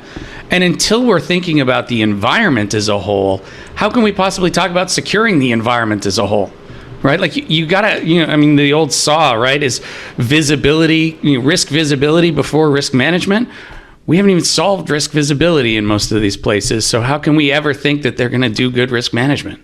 But if you can't get to a point, if we believe that you're really, and Alan, you've brought this up so many times, we're boiling the ocean, where if you're not going to be able to boil that entire ocean, you're not going to be able to do in healthcare in any short period of time what you're talking about. I mean, you can't combine the three areas. Miranda, you talked about it. You have to layer on some of the normal things that we see. So again, then what are some practical steps that we could take to help them out? Because going to a hospital group and saying you haven't been hit yet, we think, right? You haven't experienced ransomware yet, spend X number of dollars to make sure it doesn't happen until they've been hit and they're on the news. All of a sudden the dollars open up for a very short window though.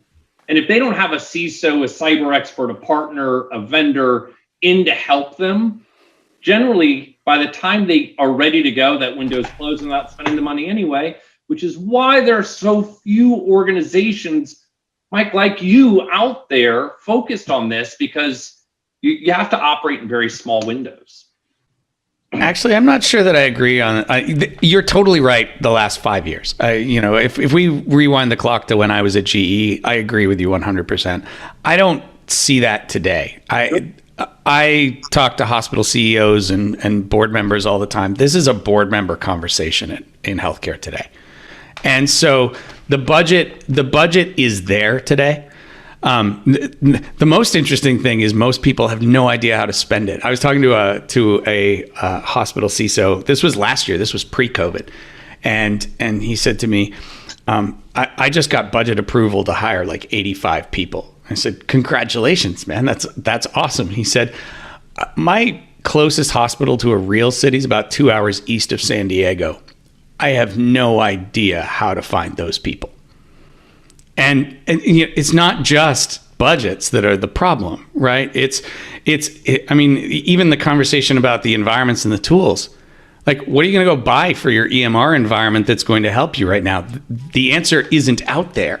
And so even if you want to spend the money, even if you gave most healthcare CISOs like dump trucks full of money, spending it in a way that actually leads to proper risk mitigation and proper outcomes, it becomes its own level of challenge that like none of us who've been, you know, financial services CISOs or tech company CISOs in San Francisco or New York City or Denver, like we don't live with that problem. We know how to hire people, right? We don't have to go, like, I always make the joke, like, you know, I live in New York City. New York Presbyterian does not have that same talent challenge that some community hospital in Topeka, Kansas has, right? And so it's not just as simple as saying money equals solution, because there's a lot of other problems. And Alan, this jumps to you really in the conversation we've been having about talent acquisition and finding good people.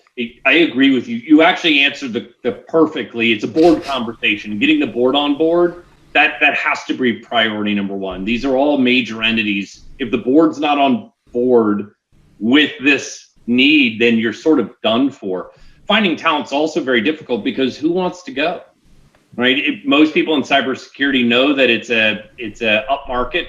It's, you know, you get to write, a lot of people get to write their own checks depending on where they live and their expertise. And, you know, if you're in Topeka, Kansas and have your choice between a consultancy or a local hospital, I can promise you nobody's going to that local hospital unless they're independently wealthy and don't really need to work, right? And so it does make things difficult.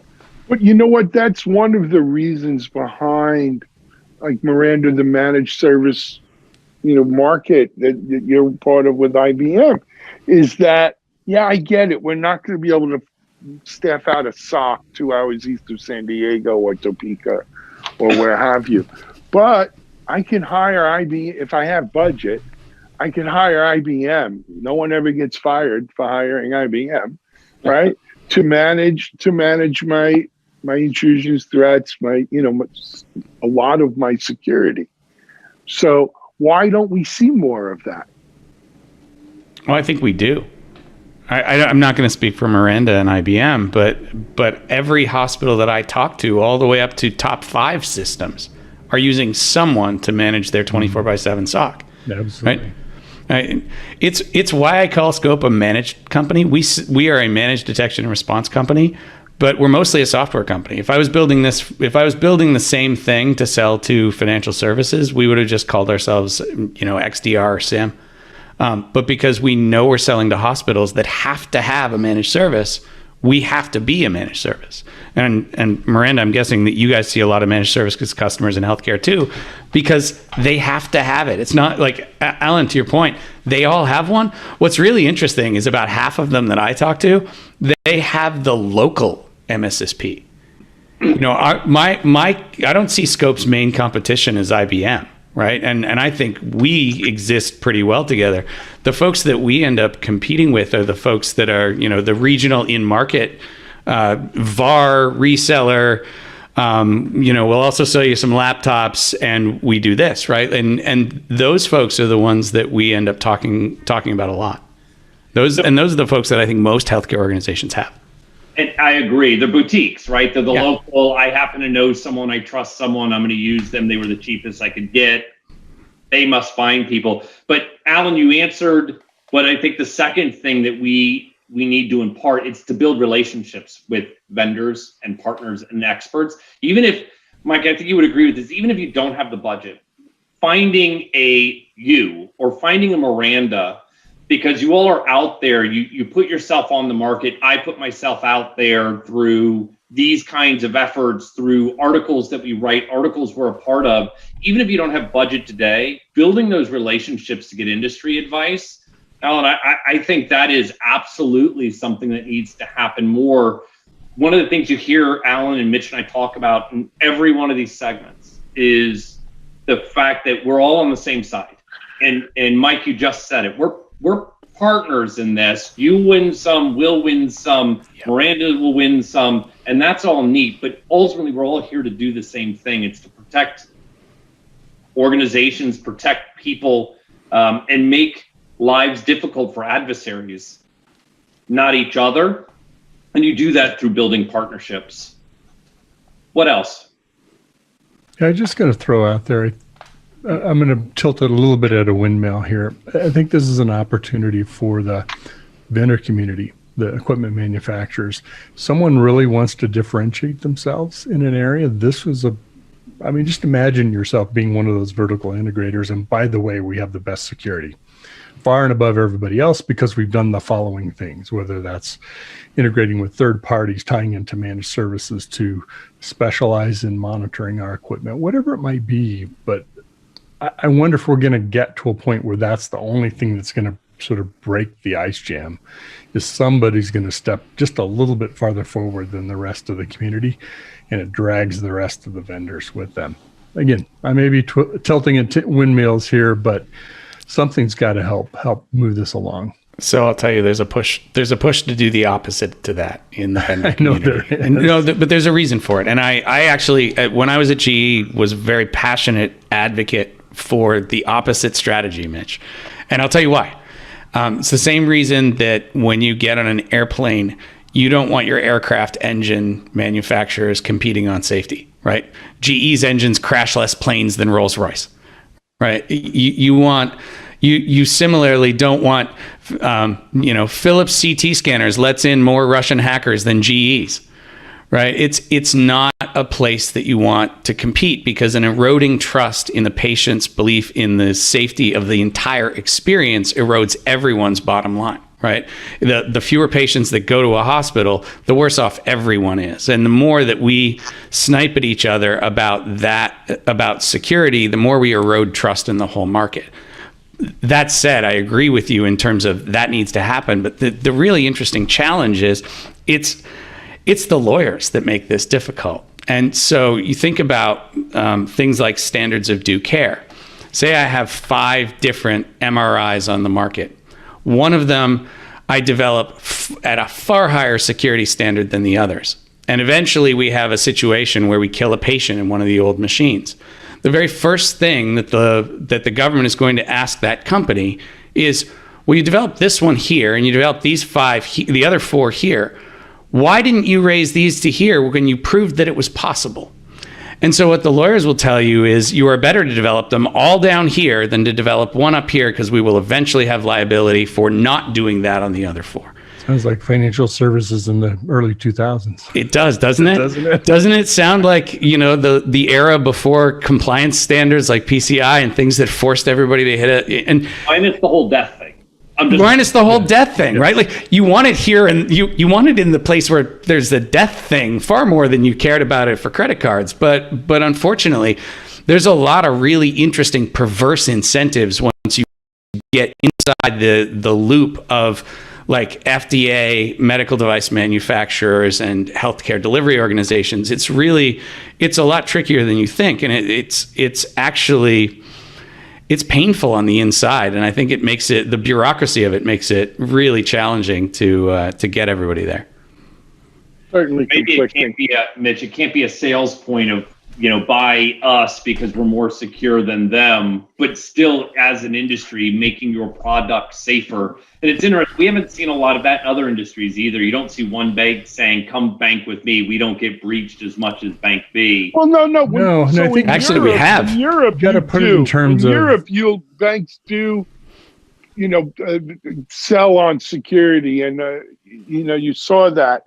But to me, it screams out more for like a Cable Labs, where I forgot we have a company down here where I live in Florida where all the workers' compensation insurance companies are allowed to pool data into this not-for-profit organization, and all the workers' comp insurance carriers can have access to that data for actuarial purposes and stuff like that. It's the same thing with Cable Labs. You have because it's a not-for-profit, you're exempt from antitrust, and you can get the whole industry kind of working together on, cybersecurity standards for healthcare. And that's what this C4MI, the Center for Medical Interoperability, is. They patterned themselves after Cable Labs. Like a Cable Labs. It's a daunting task. It is extremely difficult to pull off. No, it is, because there's conflicting. Look, there's profit and loss at stake. There's a lot at stake here, guys. But we're about out of time, so I need to kind of wrap up. Mike, thanks so much. You got to come back and join us more. It's Anytime. always a pleasure to have you on, man. Miranda, always a pleasure. Thank you. Hopefully you'll come back soon. Matt, this was your show, dude. I mean, I hope you enjoyed it. Mitchell, as always, that's going to wrap this episode of CISO Talk. We'll be back in another, 2 weeks. I think we're going to go off healthcare to some other not necessarily verticals, but some other interesting topics in cyber. And we'll hope to see you then. Until then, though, this is Alan Schimmel for CISO Talk. Have a great day.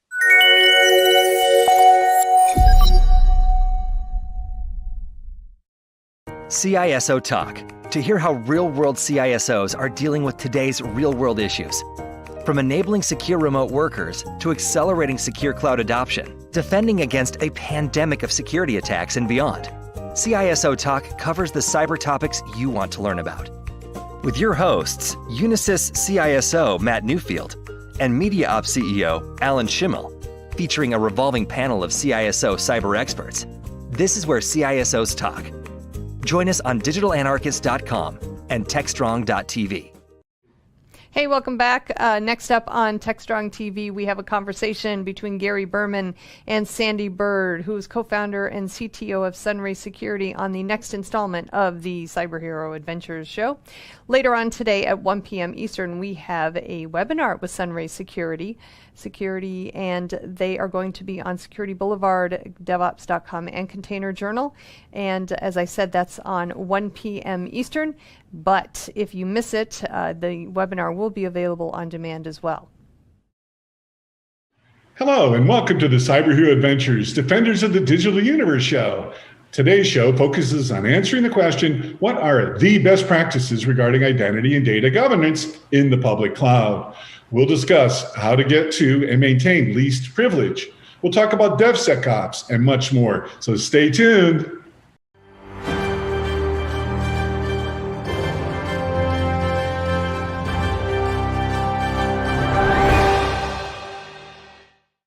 I'm your host, Gary Berman. Our mission is to shine the light on the people and organizations who keep us safe online while at work, home, and school, and to serve as a business-to-business networking platform for the cybersecurity and IT communities. We've learned that 55% of human communications is nonverbal. That's why we include a video feed, so that you have the option of seeing our guests or simply to just listen. You never know who you're going to connect with and how you'll be able to maximize opportunities resulting from hearing from our great guests. As the victim of a series of cyber attacks, I've learned that the only time you hear about hacking or cybersecurity is when the criminals win. Well, not anymore. Let's begin by saying thank you to today's unsung cyber hero, who represents the countless people who toil in anonymity to keep us safe at home, work, and school. Sandy Bird is the co-founder and CTO of Sunray Security. Prior to Sunray, Sandy was the CTO of IBM Security, and he was also the CTO and co-founder of Q1 Labs. Hey, Sandy, welcome to the show. Hey, Gary, thanks for having me. So we're going to learn a lot about, what you do, Sandy, but, I'd like to know why you do it. What is your mission in your life?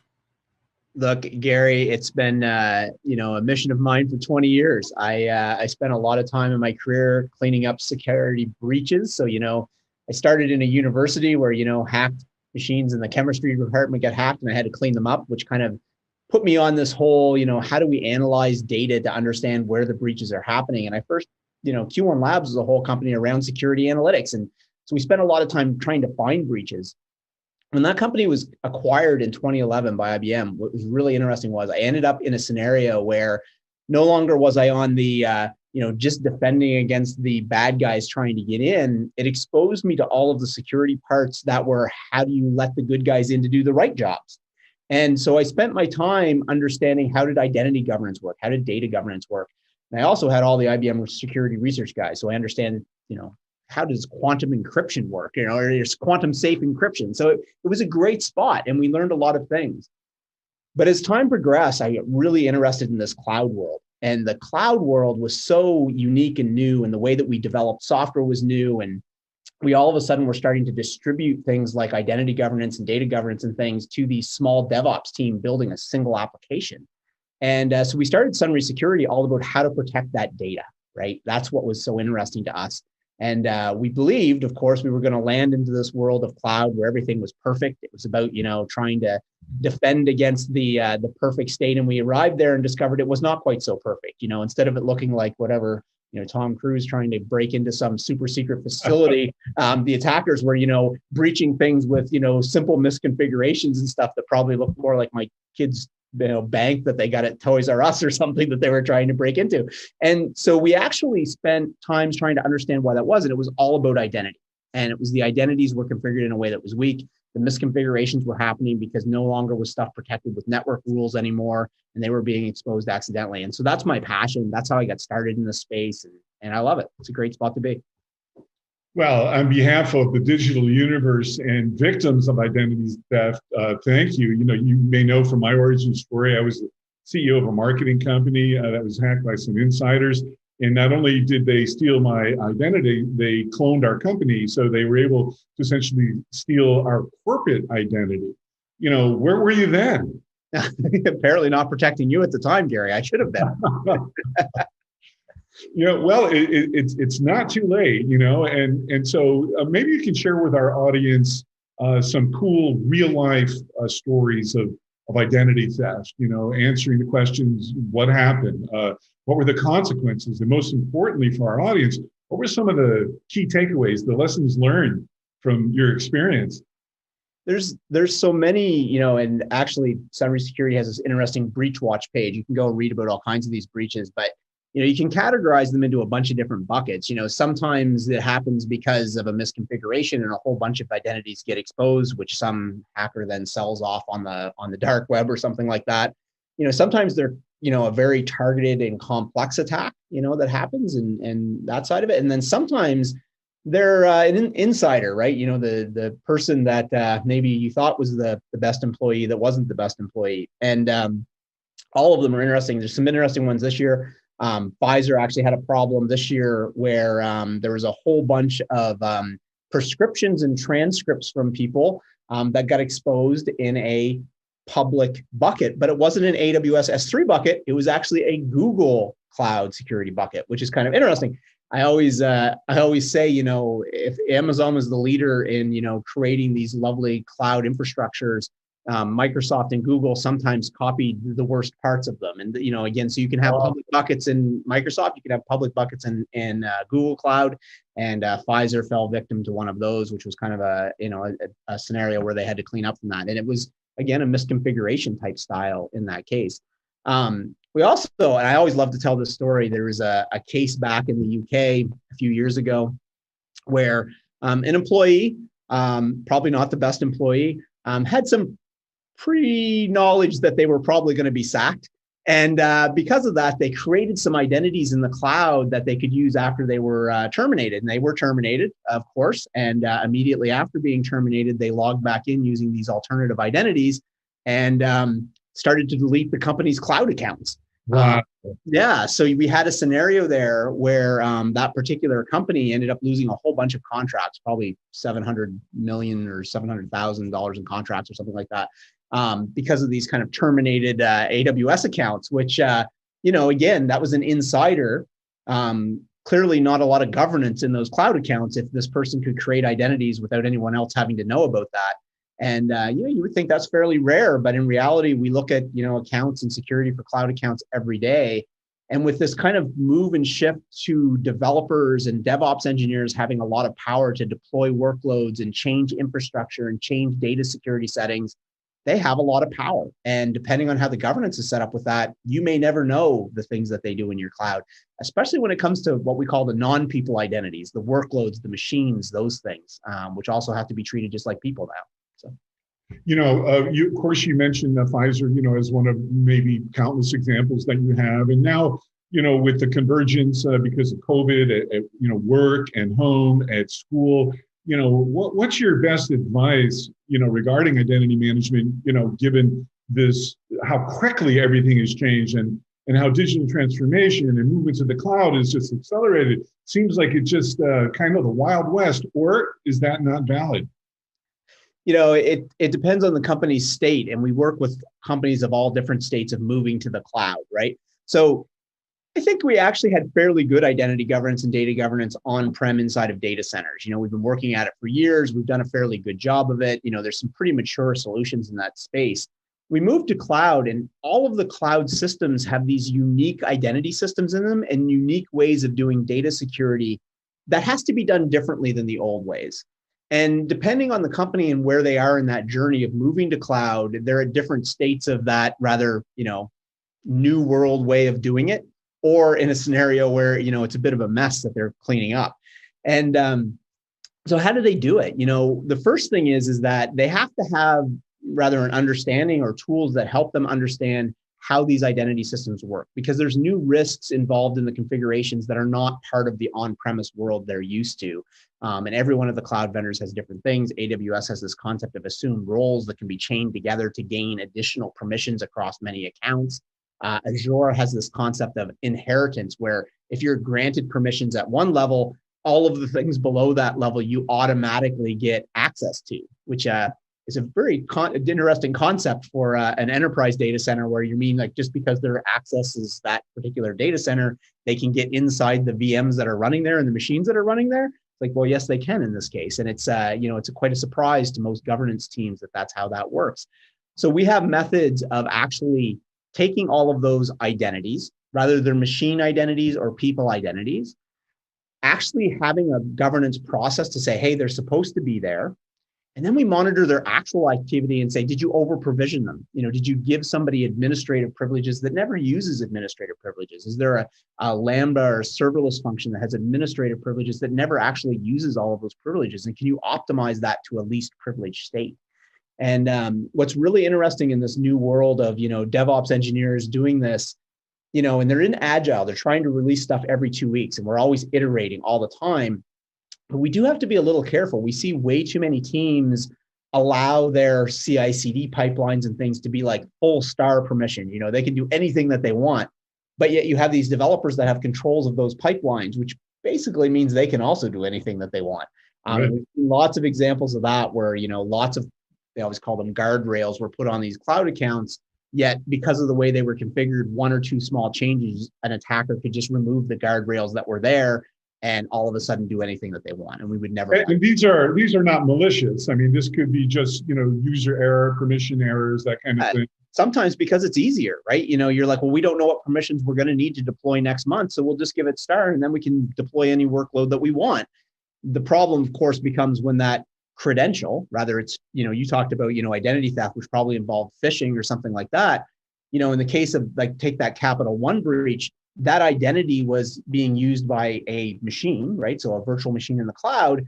The attacker came in through a vulnerability and stole the machine's identity. Wasn't phished in that case, it was through a vulnerability, but it's the same impact. Now it has that identity and they can, find all of the data, read all of the data, and breach that. And so we need to govern those identities. Clearly that wasn't an intentional thing. It was a small configuration, but when an attacker gets access to it, then they can wreak havoc. Indeed. And, all of this falls under the umbrella of risk management. Maybe you can share with our audience your perspective on that. And, does it show when you take extra care that you are, from a governance standpoint, following best practices? Would that be something that could help you, let's say, in a court case? Yeah, it's certainly, in any time that there is a court filing or something like that, and you're trying to avoid the fines that are coming out of the other end of that, You want to be able to prove that you did the best practices and that you took the right, steps to reduce risk, right? You weren't just allowing the Wild West to happen in these accounts. And, we've seen several scenarios where working with customers, they're starting to get audit findings in their cloud and they have to take additional steps around this. So, as your auditors wake up the cloud, you're going to have to deal with this mess that may be there in terms of how the identities are configured and what access they have to data. The most interesting thing, though, Gary, I learned in, think about me transitioning from IBM, from this kind of maybe more mature enterprise space coming into this cloud world. What we discovered was all of a sudden security became parts of this, you call the DevSecOps world, I think, when we opened the thing. But, you have these security engineers that are now part of these development cycles, or maybe it's just the developers themselves that have to do security. All of a sudden, we discovered that walking into someone's cloud and telling them there's 5,000 risks that they have across their whole cloud was not actually an effective way to deal with that. Mm-hmm. And the reason that was we actually wanted developers to be innovative. We wanted to give them, these star permissions where they could experiment with new services, maybe by Azure or Google or Amazon that were being there. And they wanted them to actually be able to try something new that they'd never done before to build a highly scalable application, whatever it is. But often in that experimentation phase, there's a lot of risk in the way those things are configured. However, there's no sensitive data in them. They're in a sandbox account that's completely isolated from the rest of the cloud. And those issues maybe don't even need to be resolved because we're just going to remove the account later anyway, and we're not exposing any sensitive data. There's not going to be a Pfizer breach with a whole bunch of prescriptions and transcripts in it, and there's not going to be a Capital One breach with a bunch of, credit card applications with sensitive data. We're basically just going to expose a bunch of test data, and it's not even tied to our domain. The risk is low. And so what we found was operationalizing this kind of risk reduction was really important. We needed to divide the cloud up into places that were, these are sandboxes where people are playing. We can guarantee there's no sensitive data in it. Let them play. Let them have their high levels of permissions. But if we have a workload that contains highly sensitive information, then the governance and risk and alerts from that must be remediated almost immediately. And often what we want to do is shift that, I always call it shift left, back into the developer world where we're checking those risks in the development cycle, in the pre-production cycle before it even goes to production. Well, on that one, forgive the interruption, but just for clarity for me, tell us about Sunray Solutions. How does your suite of products and services support identity management?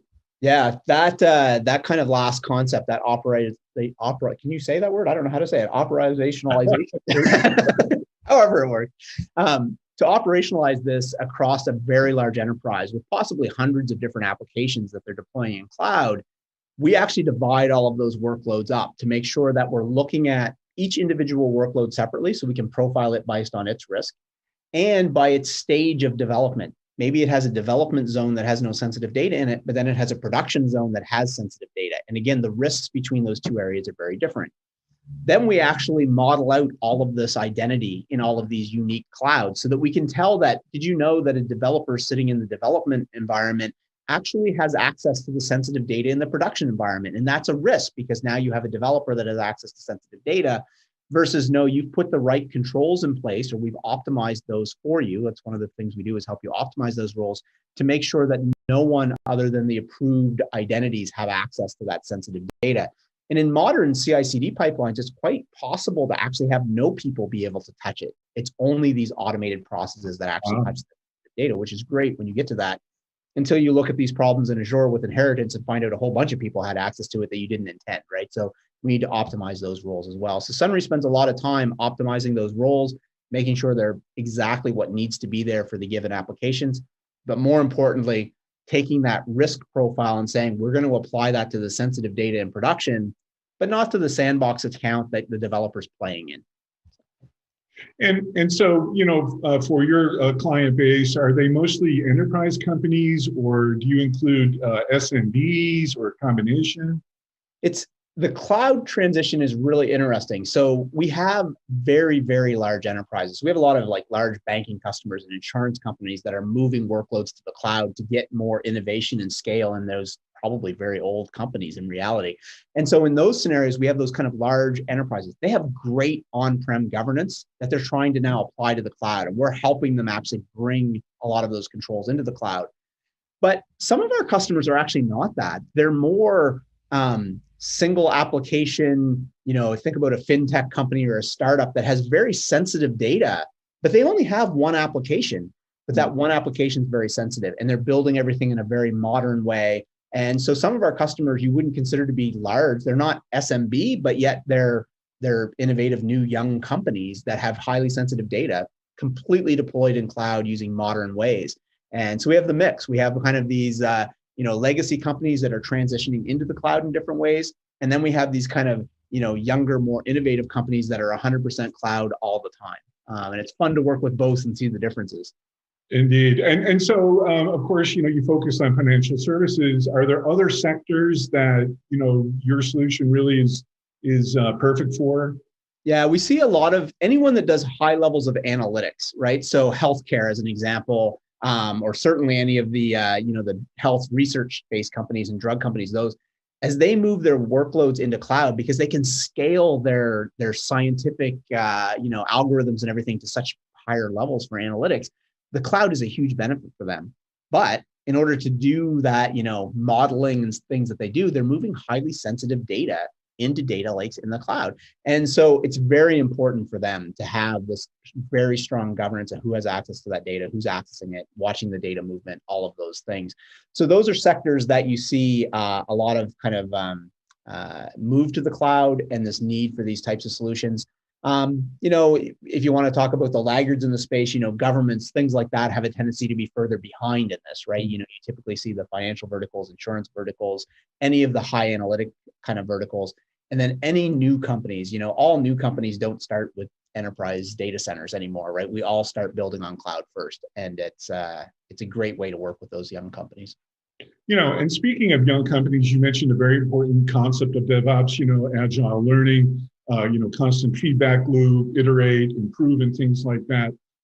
So from a technical standpoint, I understand and I get the aspiration of that. What about the human standpoint? How do you get people to play nice with each other? You have, the engineers and the developers, sort of over here, and they have their aspirations, their needs, their wants. And then you have the security people, over here. And then you even have like the business people, how do we make this seamless and kind of, easy to use? Like, let's talk about the culture of making these kinds of changes. Yeah, look, it's, first of all, I think in the new world, it's imperative to have security baked into these teams that are building the apps. We used to use this centralized security model where the security guys kind of stood up and said, hey, we're going to block these things if you don't do the right stuff. And it caused a lot of, grief within the organizations. We actually spend a lot more time now trying to bring security to the people that are building the apps themselves, those DevOps engineers, the DevSecOps engineers, so that we can actually get them to release things faster. So, we have this great example of a customer that, wants to take and validate anything before it goes to production with very strong security controls. And we can check all of that before they deploy it so that when they deploy, they already know that they're safe. We see lots of people doing checking of the code as the code's being checked in. So all of a sudden, security just gets baked into the process. So what's really important about that, Gary, is that the developers have to know what to do. If you think about yourself coming out of school, you've got your first CS degree, you jump into your first job, the chances that you know how to write perfectly secure code and that you know perfectly how to configure, 150 services in one of these cloud vendors, that's not real. You can't do that. No one has that previous knowledge. So we have to make sure that the tooling we use, things like Summary Security and other tools, are bringing that information back to those people and telling them as they're developing, look, you need to actually do this work with encryption to make sure that this is encrypted before it goes. You need to basically optimize this identity and make sure it doesn't have this huge risk to your company as you deploy this workload into production. And by doing that, we make stuff secure from the start versus the end. We've said this for years. It's much more expensive to fix the problems later than it is to fix them at the start. Yeah, no doubt about that. So as we're wrapping up here, I couldn't help but notice you have some kind of cool animation pictures behind you. Maybe you can share with our audience, what that is and why do you have them there? Is this part of your corporate culture? Look, it's, again, I love companies that are young and, lots of people working on whiteboards and having a great time developing innovative solutions. And we, have moved offices probably 3 times in the life of this company already. The company's 3 years old and we've already had 3 different offices. And as we transitioned to this office, we were having our kind of, farewell party and a release party at the same time. So we were having this great kind of event. That was pre-COVID, so we were all in the same room together. And we had many releases of our product, and they all had names. So we had the hot dog release, and we had the hippo release, and we had the hedgehog release. Wait. Time out. I have to explore that. Why hot dog? So what's even worse, Gary, we have a hot dog day every year. So we have an annual hot dog day. Now, the first year it was an inaugural hot dog day because it was the first, of course. And so every year of this company, we have one day in August, which is the hot dog day, where the developers consume way too many hot dogs, and it's always a party. And so as part of that, we painted these pictures. So if it was a release, one of the developers had to paint a picture of one of the releases, rather a hot dog or a hedgehog or whatever it happened to be for the release cycles. And we hung them up in the conference rooms and named the conference rooms after those in the new office when we arrived, which was kind of a fun thing to do.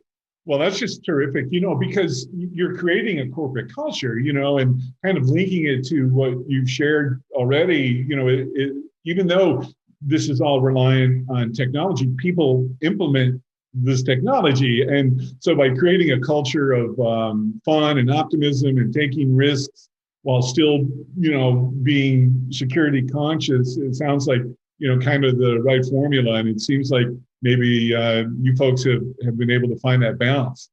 I think so. We have a great team. We, the team works great together. We're always trying to solve crazy security problems that we discover in these clouds. And it's a lot of fun, Gary, a lot of fun.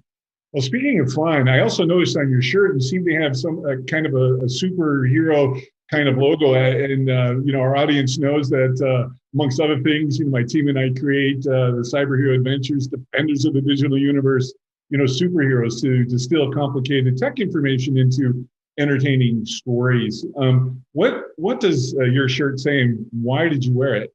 Look, this is the logo for our company. So this is Sunry Security's logo. Now, Sunry is interesting in of itself. People are like, what does that mean?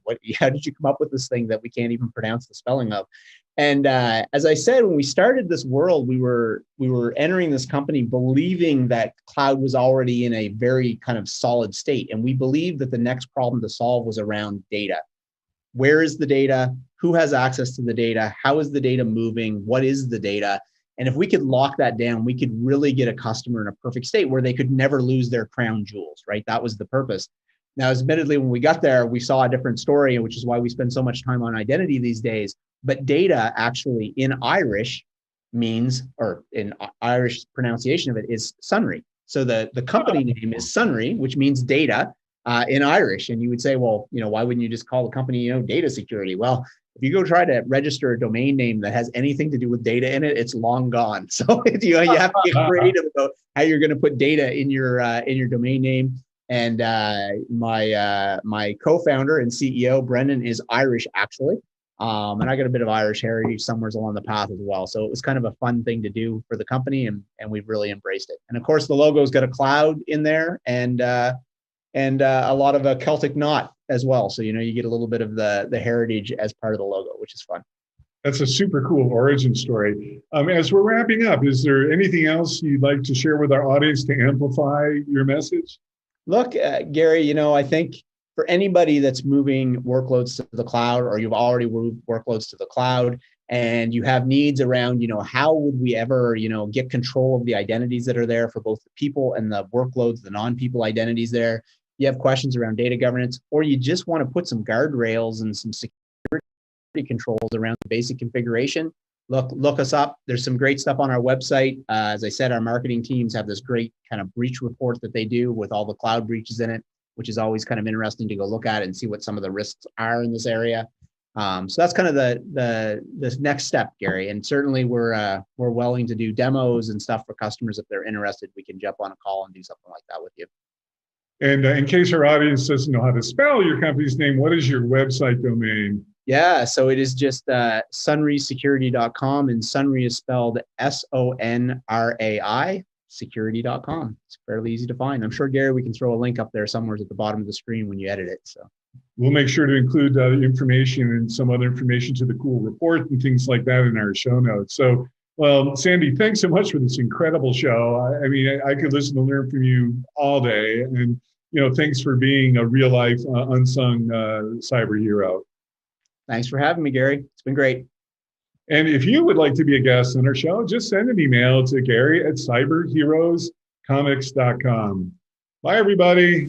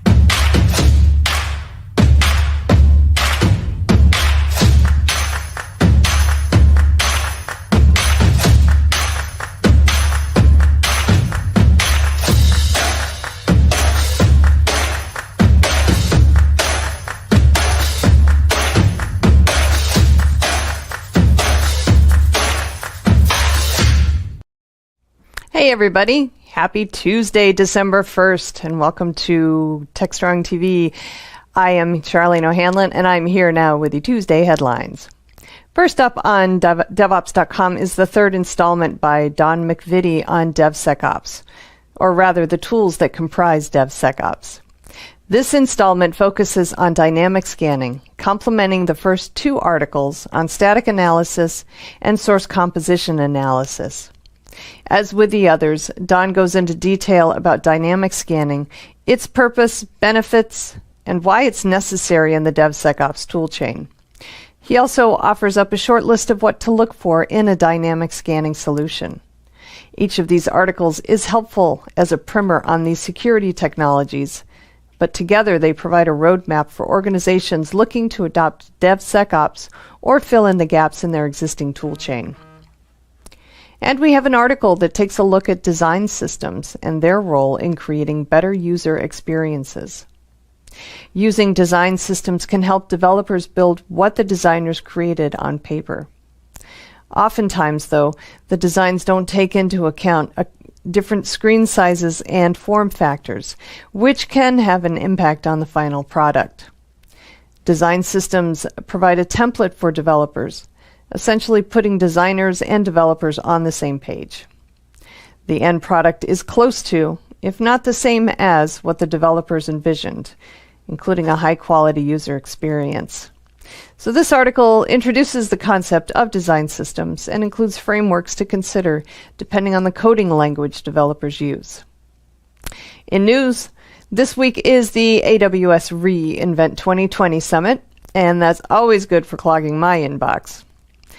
I expect a whole passel of news and information from AWS and its partners throughout the week, as companies continue to get comfortable with the way businesses do work during COVID-19. A year ago, companies had no idea the difference 12 months can make, and I expect plenty of news around partnerships aimed at improving agility, reliability, and productivity, the holy trinity of buzzwords in the remote work era. Over on Container Journal, we have the news on the latest version of the Istio open source service mesh. It has now arrived, and it simplifies the upgrade process, as well as adding many experimental features that will be vetted over the coming months. With Istio 1.18, there is also now a formal process for adding, upgrading, and promoting features throughout the lifecycle of an Istio deployment. Additionally, there is now support for separately managed gateways for both in-place and revision-based upgrades. That approach will enable IT teams to update the Istio control plane independent of the entire service mesh environment. Service meshes are a pretty sweet technology because they help organizations manage those hundreds of microservices in their environment. And while microservices do add value in cloud-native environments, they also add a level of complexity that most organizations just aren't prepared to handle. Service meshes also can be used on networking underlays to enable developers to invoke networking services, giving rise to the notion of NetOps. I think we'll be seeing much more in the service mesh space ahead, so stay tuned. Over on Security Boulevard, we have an article on the latest version of ransomware to make the scene. It's called Pay to Key, and it's thought to be linked to Iran, based on the payment activity. It's brand new and a unique ransomware variant, as it looks to be built from the ground up with no obvious links to other ransomware families. Pay to Key is written in C++, and the encryption process is robust, with no errors discovered so far that can help researchers develop an encryption key. It's also a double extortion variant, the kind that promises to release data if the ransomware isn't paid on time. So far, at least 4 Israeli companies have been targeted and forced to pay, which is how researchers have come to believe the ransomware is Iranian in origin, by following the path the Bitcoin took once it was paid. 3 separate wallets were used, the final one belonging to an Iranian cryptocurrency exchange. Currently, there are no indications that Pay to Key is state-sponsored, but it's so new that very little is actually known about it. Kudos to Checkpoint Software for uncovering it and working to understand more about it. I have a feeling we'll be hearing a lot more about Pay to Key in the future, and not all of it good news. Speaking of not so good news, we also have an article on quantum computing's impact on cybersecurity, specifically why the time is now to quantum-proof your organization's networking infrastructure. For corporations using SD-WAN secured with traditional IPsec, the potential harm is real. Because of its ability to factor very large integers and solve discrete logarithm problems, quantum computing has the ability to crack today's public key cryptography. That is not good. NIST is working on new cryptographic algorithms that can withstand a quantum attack, but organizations can't afford to wait. There are now agile quantum-safe VPN solutions that have been engineered to be algorithm agnostic. If the pandemic has taught us anything, it's that organizations that were prepared for the worst have fared the best. Hopefully, the same will ring true for organizations that prepare for the security impact of quantum computing. All right, that's all I have for today's edition of the news headlines. Please check back next time on TechStrong TV, when I will have a fresh new batch for you. Until then, have a great day and stay safe. DevOps.com is the #1 online destination for DevOps education and community building. DevOps.com covers all aspects of DevOps, including DevOps best practices and tools, DevOps culture, DevSecOps, business impact, continuous testing, continuous delivery, and more. DevOps.com has the largest collection of original DevOps content, featuring breaking news, blog posts, podcasts, and more. Visit www.devops.com to learn more. DevOps.com, where the world meets DevOps.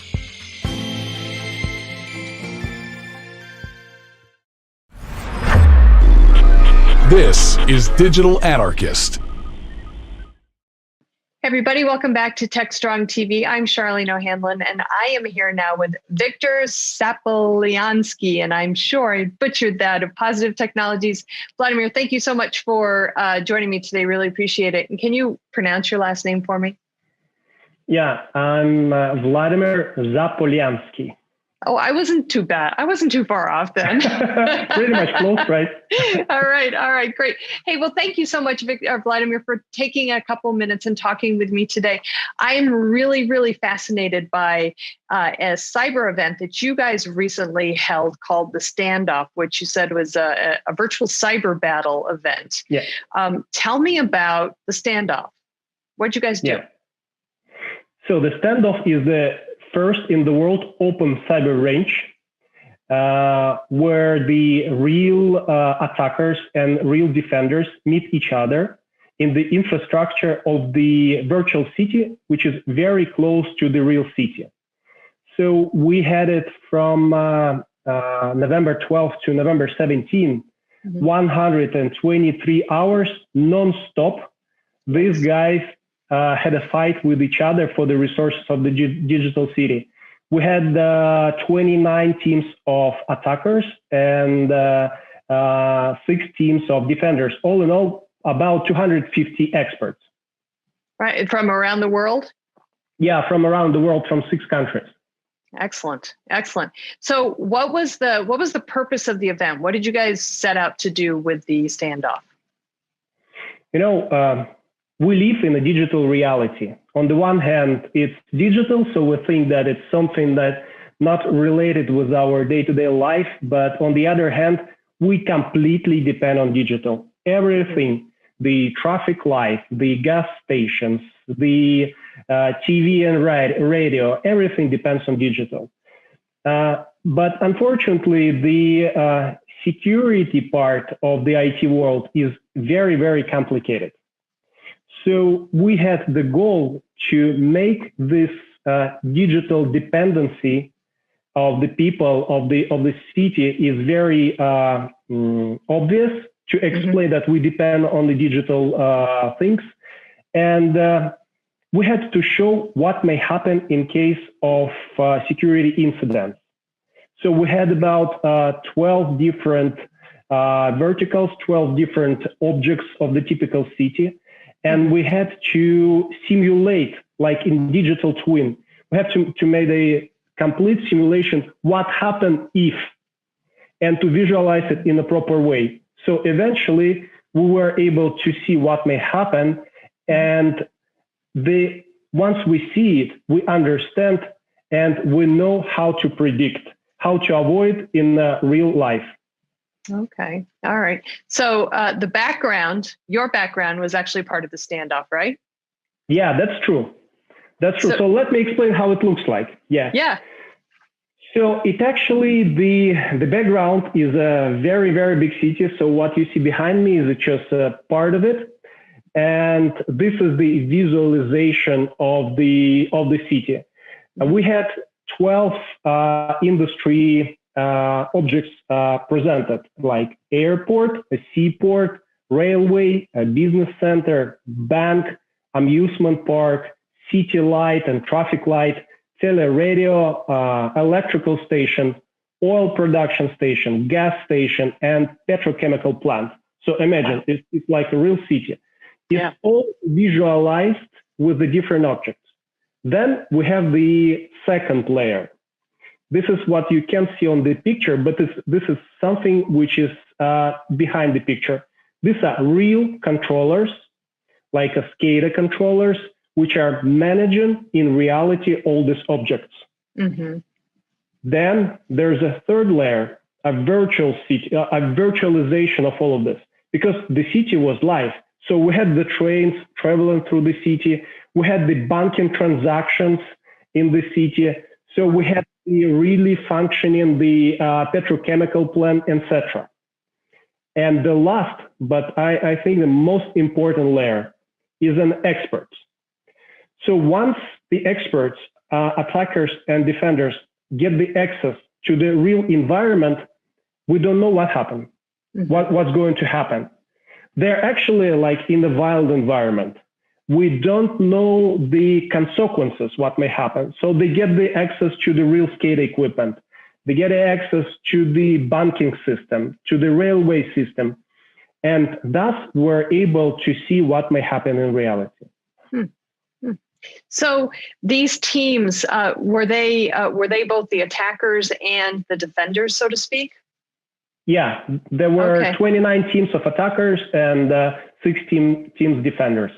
Okay, all right, great. So you said that they actually had access to like the SCADA systems and the banking systems. How deep were they able to go? I mean, were they able to actually take the systems down altogether during the course of the standoff attack, or was it more like you said it was real? So I mean, I'm assuming that things like went just totally offline and everybody kind of freaked out and then the defense kind of kicked in.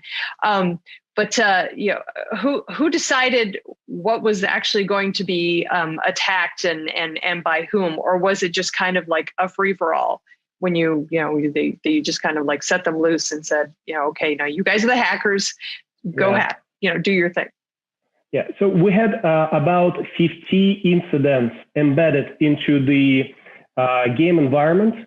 Okay. But attackers could found their own scenarios which were not planned in this environment, and they did. Wow. So, okay. Yeah. So eventually, we had a lot of incidents. 24 unique security risks worked during this 6 days cyber battle. Let me give you some examples. At petrochemical plant. The incident, once they hacked the SCADA equipment, the incident led to toxic leakage. So attackers were able to gain access to the plant controls, which manage the refrigeration system, to stop this refrigerators, which led to system overheating. So, and we had the real toxical leakage from the special tubes that are installed there. On the and this happened, by the way, 4 times. 4 times during this 6 days. That's crazy. Can you see the Ferris wheel behind me? So they attacked the SCADA equipment manager in the Ferris wheel. So they forced to rotate faster this Ferris wheel, and eventually it fell over. Oh my gosh. Can you imagine? In the reality, if the speed is too high, it just started rotating and falling over. On the oil production station, they got an access to the oil storage controls and disrupted the process of transportation, the oil to the storage tanks. And they also disrupted the storage tanks management process. So eventually the oil went through the tanks to the lake, which is near this place. So eventually this is the catastrophe, actually, if this happens in reality. Right. And there's a lot of risks. They stole the personal data of the bank users. They stole the money, etc. They were able to manage the traffic lights. So imagine if this all happens in reality. But we had the single monitoring and control center. It's many huge screens. And our team was watching what happens from both sides, from attackers and defenders. So they've seen all the attackers' techniques. How do they penetrate to the infrastructure? How do they hack? What is their behavior? What kind of malware they use? What kind of, the tools they use? So, and this is huge knowledge for us, because we learn from the way they attack. And once we know their templates, the tools, we can do the protection much better. And we do this event and the information we gathered there open on purpose, so the expert community and the business stakeholders can see, can understand, and can learn how to make better in the real life. So how did organizations or teams actually sign up to do this? I mean, how did they hear about it beforehand? How did you guys go about finding your participants? So first of all, the standoff is started 10 years ago. Mm-hmm. That was an idea we created 10 years ago. What if we make a digital twin of the real city? We'll simulate, we'll model the different risks, and in order to learn and prevent. The first standoff we implemented 5 years ago.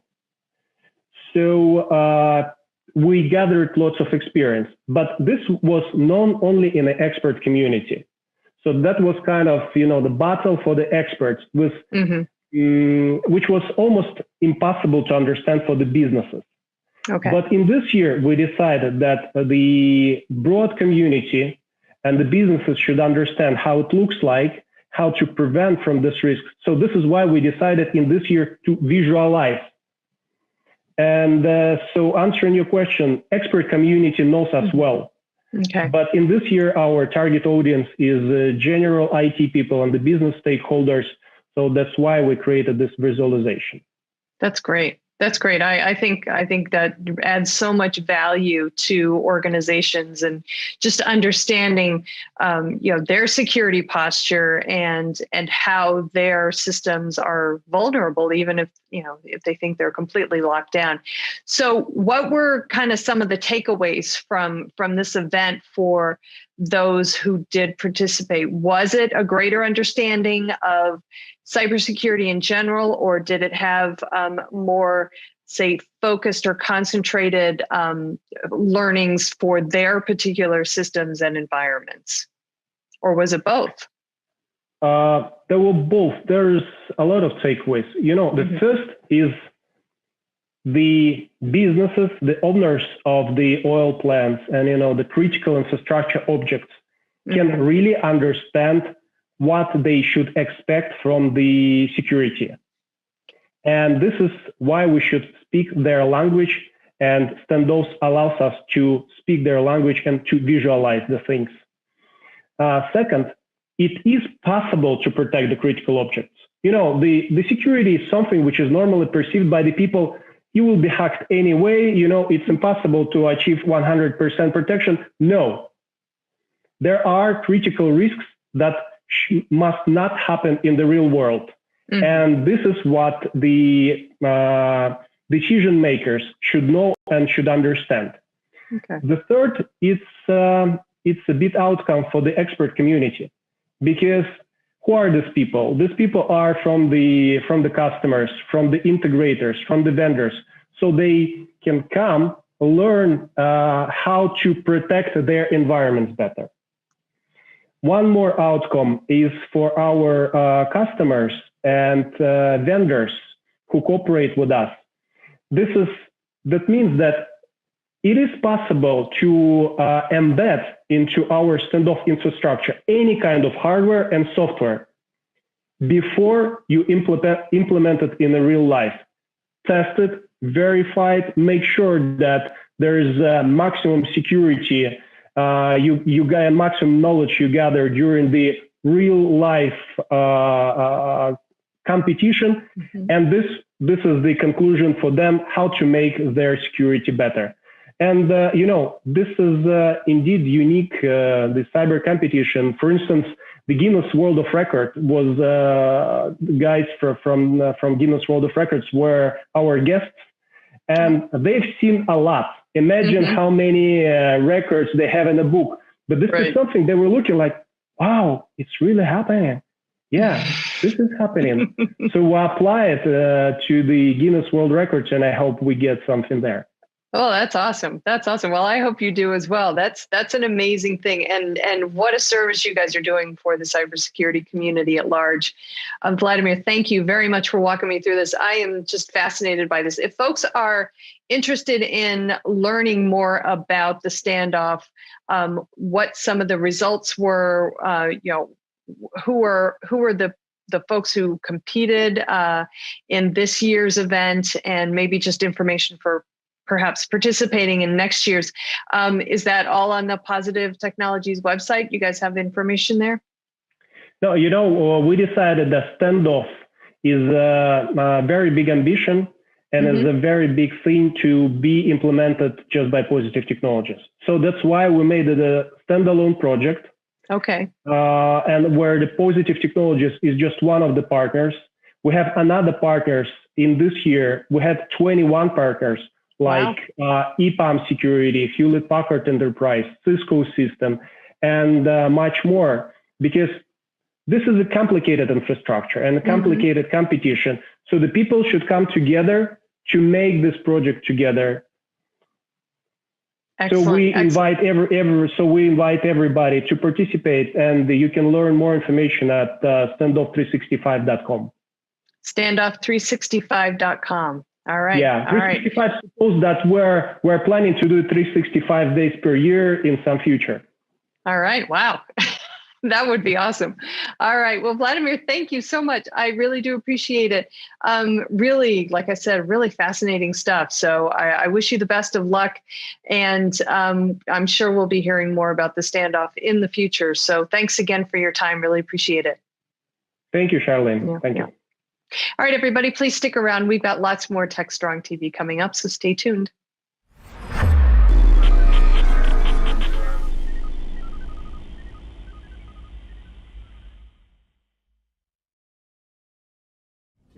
Hey guys, welcome back. Next up, we got Mitch Ashley doing his regular installment of Analyst Corner.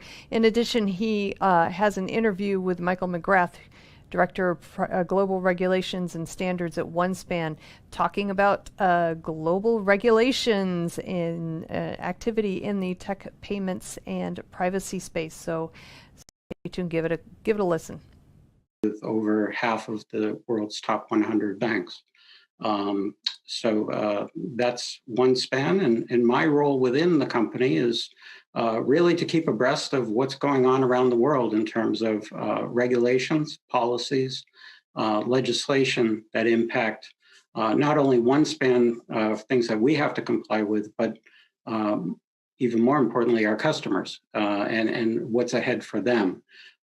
So we just this week, we launched our inaugural 2020 Global Regulations financial report, and that's available on our website at onespan.com, free of charge. Excellent. I know, congratulations on your first report. This can tend to be a labor of love. A lot of work goes into and just the thought and preparation design of those. So yes. Congratulations on that. I mean, obviously you're in a great spot right now with COVID and all the digital transactions and acceleration of that. And I'd like to talk a little bit about that. Let's first talk about your report. What's the purpose of the report? What were you gaining or seeking to partake and share in that? And then let's talk about maybe some kind of interesting findings from it. Yeah. So the report itself is it's really it's a catalog. Well, it's not a catalog of every regulation that banks and financial institutions have to comply with, but it does focus on things that pertain to digital, things like digital identity, anti-fraud, anti-money laundering, some of the latest regulations that are coming out that pertain to electronic signatures and remote online notarization, and cybersecurity. Banks have a whole litany of regulations they have to comply with. Our report is about 145 pages. If we did that, it would probably be over 1,000 pages. So it's a global report, but it is regionalized and drills down to the country level. And as I had mentioned, this is our inaugural report. A couple of the things that really came out of the report. Well, before I mention that, you asked really who it's for. Who it's for is really the financial institutions. We work, as I mentioned, we work with some of the big banks around the world, but and they have very large regulatory staffs, compliance staffs. But then the smaller financial institutions, think the local credit union, et cetera, they don't have that large compliance staff, and what's ahead can really benefit them. And so my role, as I mentioned, is I have to keep abreast of all this, and I do a lot of internal meetings for our C-level folks, but really putting this down on paper at a global level was really eye-opening. I mean, one of the central themes around it is how the pandemic's really forced lawmakers and regulators to really pull the deck and reprioritize some of the things to keep commerce going. I mentioned, in the States here, remote online notarization.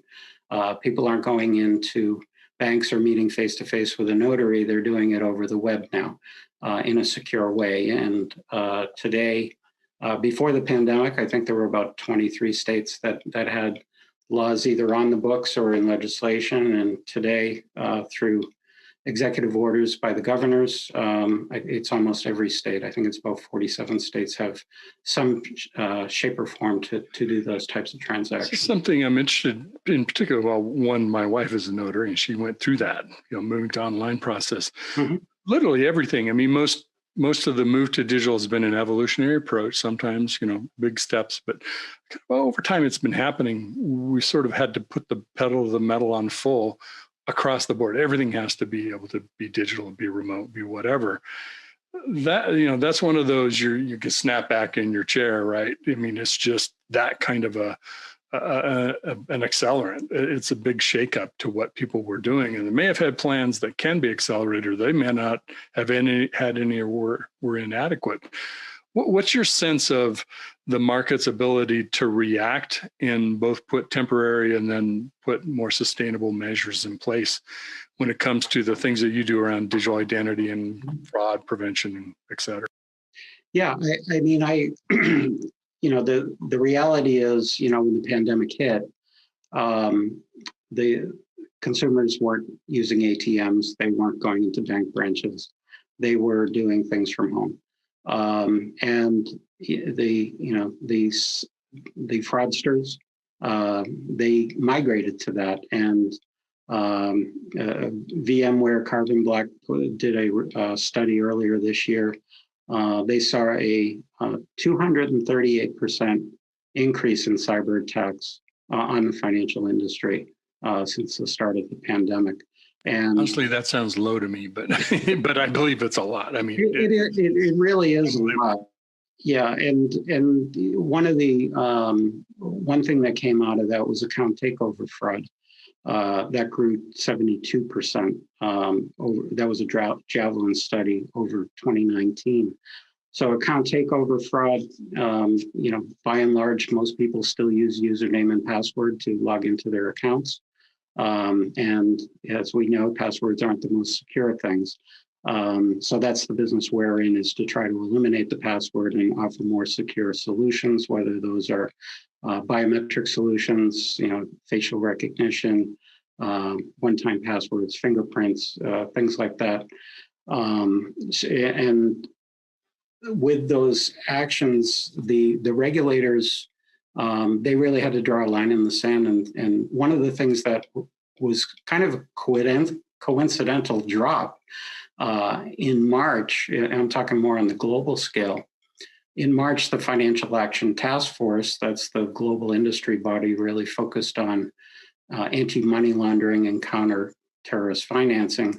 That's made up of financial regulators all around the world. The US Treasury Department is the US representative, and they published digital identity guidance. And that was really 2 years in the making. The coincidence was that it was published in March when the pandemic was really taking root. But that was really focused on the move towards digital payments and the need to know who somebody is and who somebody isn't. And it also really focuses on how to onboard a new customer digitally. And that's something that we do, and there's a whole vendor community that does that. Really, what's happening today is you can open up a bank account, particularly with the neobanks don't have branches, so they're forced to do this. So you can open up a bank account simply with, using a scan of your government issued ID, whether that's a passport or a driver's license. That is verified on the back end, and through some sophisticated analytics to make sure that really is a driver's license in the state of wherever you are, California, for example.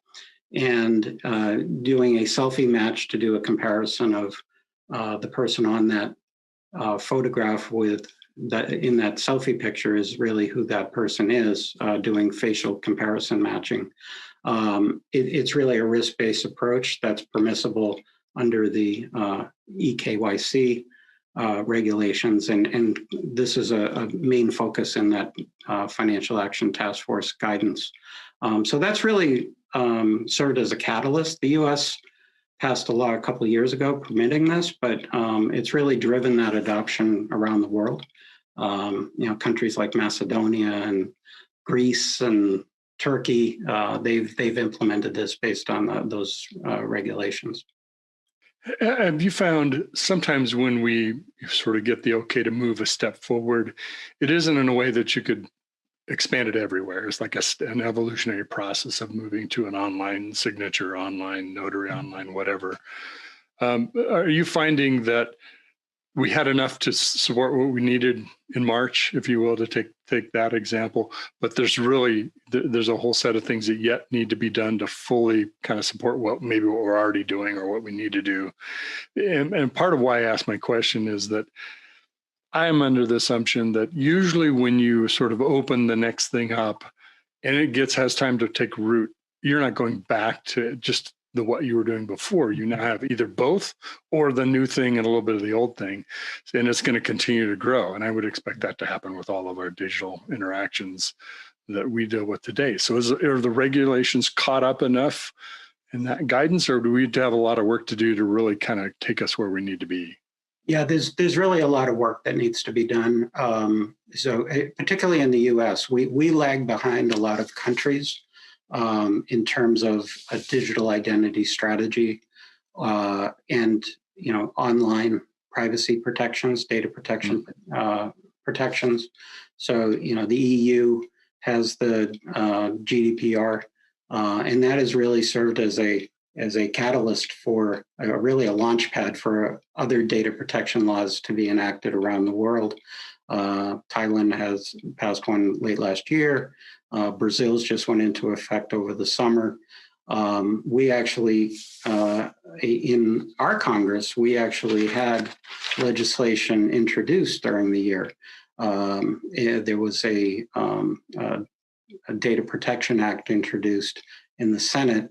Of course, it didn't go anywhere, but that would really establish a federal data protection agency, something that we don't really have. Federal Trade Commission acts as it sometimes, the CFPB acts as it in other ways, but really establishing that and defining laws around that. California just had a ballot initiative to put forth and really enhance the California Consumer Privacy Act. That's now called the California Privacy Rights Act and Enforcement Act. So that's really a key provision around that. The original law, which just went into effect in January, that really prevented business from selling data. The new law is sharing data and without consumer consent. And it really stiffens the penalties, and it's really around protecting sensitive personal information. Mm-hmm. And we're in the tech world, and this is a tech channel. So the sensitive personal information, it includes the usual, date of birth, gender, name, etc. But it also includes account credentials, usernames, passwords, biometric information, and even geolocation information. So businesses doing business in California or with California residents, they could face some pretty stiff fines if they blow through and ignore this. This new update won't go into effect until 2023, but I think you're going to be seeing other states enact very similar legislation. That's kind of what happened before. And with the Biden administration coming in, I think you may see some changes. A lot of that kind of depends on the runoff elections in Georgia in January. Mm-hmm. Who controls the Senate? If the Democrats control the Senate, the House, and presidency, I think you're going to see some major changes in terms of privacy and they'll data put protection. much more of their agenda. Yeah. Sure. What and you were kind of going down the path I was curious about of is California, is the CCPA, CPRA, is that the pattern you see us kind of rolling in waves over the rest of the U.S., or do you think there's something that is going to kind of come in and start to reshape it a little bit and take the edge off of, or the edge off the momentum of the CCPA, and something else will become variations of what we standardize on? Any thoughts on that? I would, based on the CCPA, that kind of, as I was mentioning before, that gave birth to other states enacting or at least putting legislation forth. I would see the CPRA doing the exact same thing, and the legislation that was introduced over this summer, I think.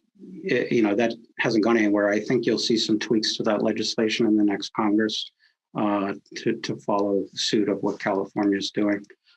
California tends to be progressive, not just in law, but in other fun things like surfing and that type of stuff. Mm-hmm. Mm-hmm. But yeah, I definitely can see that happening. Well, let's turn our attention kind of back to the COVID environment. Yeah. You mentioned account takeovers and some of the statistics around that. There's always been an increase in ransomware. You and I were chatting about the healthcare industry and some of the special challenges that healthcare has when it comes to security and cybersecurity. I'm curious, as we live with more a world where let's say that. I mean, you can't take cash to a store, right? You have to use, unless you're going to I don't know if you can do that even a gas store anymore. I haven't tried to do a gas station. But we kind of have leapfrogged into this digital economy, and many of us, of course, fear also who did we leave behind that don't have bank accounts. Right. There's 16%. There's different numbers you see of percent of the population who are there's words for it. I'm not using the right word, but don't have a bank to use for electronic transactions. Mm-hmm. Do you see some special things coming in place to kind of fill that gap so that we don't have a digitally left behind part of our economy? Yeah, I do. A couple of things that happened. I forget the exact name of the legislation, but I know there was legislation introduced that would require banks to essentially offer bank accounts, digital accounts to really every citizen in the country if they wanted it. Again, that hasn't gone anywhere. Sherrod Brown out of Ohio had introduced that. And the other thing that's kind of cooking right now is, and it's happening in a lot of the G7 countries, is central bank digital currencies. And that's something that the US Treasury is just kind of studying right now. I know they've tasked the Federal Reserve of Boston to do a study of that, and that could bode well for financial inclusion, and kind of remains to be seen what happens out of that. But that might be the key word that you were thinking, Mitch, financial inclusion. And that's really a big subject within the World Bank, making sure a good portion of the world is unbanked or underbanked. Unbanked and underbanked, yep. Mm-hmm. Yeah, it's really not a U.S. phenomenon by any stretch, but right. So talk to me a little bit about identity management too. You see a big push for two-factor, sort of the low-hanging fruit of let us at least help you a little bit with your user ID and password. There's a lot of controversy about should you be doing that over cell phones? Is that a proper mechanism versus more authenticator apps and things like that? What are your thoughts of how do we create more of a secure environment where we aren't just relying on user ID and password? Yeah, I mean, that's really been a task of mine for quite some time. So there's a lot of work being done. I mean, I used to work for one of the largest smart card companies in the world, and that's heavyweight PKI. it's very secure, but not the most usable, user-friendly approach. But over the past few years, I would say that the industry has really done a lot of work to come up with that balance of usability and security. OneSpan, we're on the board of the FIDO Alliance, Fast Identity Online Alliance, and other board members are a lot bigger names than OneSpan. So Apple has recently joined the board, Microsoft, Google, Amazon, some of the big players, and the handset providers like Samsung, and obviously Apple. So that has really paved the way with for easy authentication, user-friendly and secure authentication based on public key cryptography. And then there's other ways to skin the cat. So you mentioned mobile apps. So OneSpan, we provide a whole mobile security suite, which features all different types of authentication in a user-friendly way, facial, fingerprint, voice, what have you. But then we also have one-time password generating apps within the phone, and those could be either merged into a bank's mobile app themselves, so you have one interface, or they could be separate, kind of the Google Authenticator approach. So I think the world is moving to mobile, and people are becoming more mobile first. I feel like I was a laggard, and the mobile apps they've improved. There was a time where, at least in my bank, I could only do so much using the app, but if I went onto my desktop or laptop, I could do a lot more things that I could. And I think the banks have closed that. So I think it's improving for everyone, really.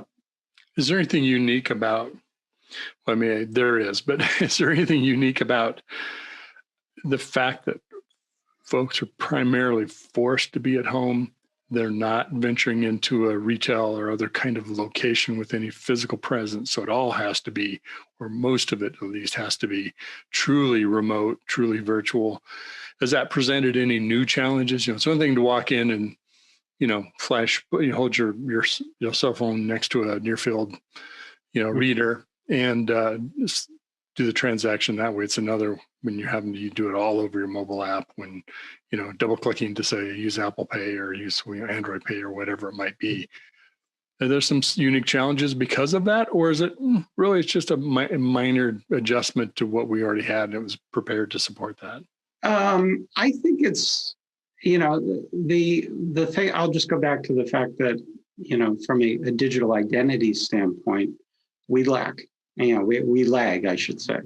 Well, we both, yes. Yeah, and the pandemic really exposed a lot of that. I live in Fairfax County, Virginia, and there was a big article in the Washington Post that the public school system, when they had to go to remote online learning, the classrooms were getting hacked by people posing as students. And that's not good, especially when you have, children, and who knows what they're going to be doing in those classrooms. And it was very widely reported around the state unemployment offices. They were getting, there were a lot of identity thieves from nation states attacking and stealing unemployment dollars from states. So those are really huge issues that need to be tackled. One of the things that's come out recently in Washington, and I think this will probably get some legs next year, is a bill that was introduced about a month ago called the Improving Digital Identity Act. It was introduced by Congressman Bill Foster in Illinois. And that really, a lot of that stems from the pandemic and the challenges that we've faced. And that's calls for really a government-wide presidential task force that's not just at the federal level, but also engages state and local policymakers. And it would be at a executive office of the president level. to come up with policies, and then it will task NIST to come up with the standards around a digital identity infrastructure.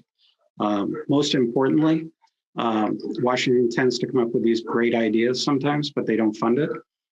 There is funding in the bill, significant funding. If memory serves me correct, it's $200 million that will go out to the states to improve their digital identity infrastructure, leveraging mobile driver's license technology, those types of things. And that would go out for fiscal years 2021 through 25. So there's more to come on that. It was just introduced. I think there's work being done on the Senate side to have a companion bill, but that could be very significant. And with the Biden administration coming in, cybersecurity would be a renewed focus. President Trump eliminated the role of the chief cybersecurity officer within the federal government.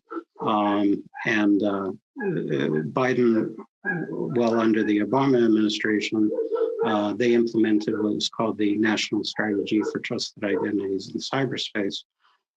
So I think this would probably get a little more attention under the Biden administration. And if you can hear dogs in the background, I apologize. That's my neighbor's 3 loud dogs. I just thought it was your fans that were all like, "Hey, yeah, identity, man." Just kidding. Gone to the dogs. Just having fun. I'm surrounded by some puppy dogs myself here.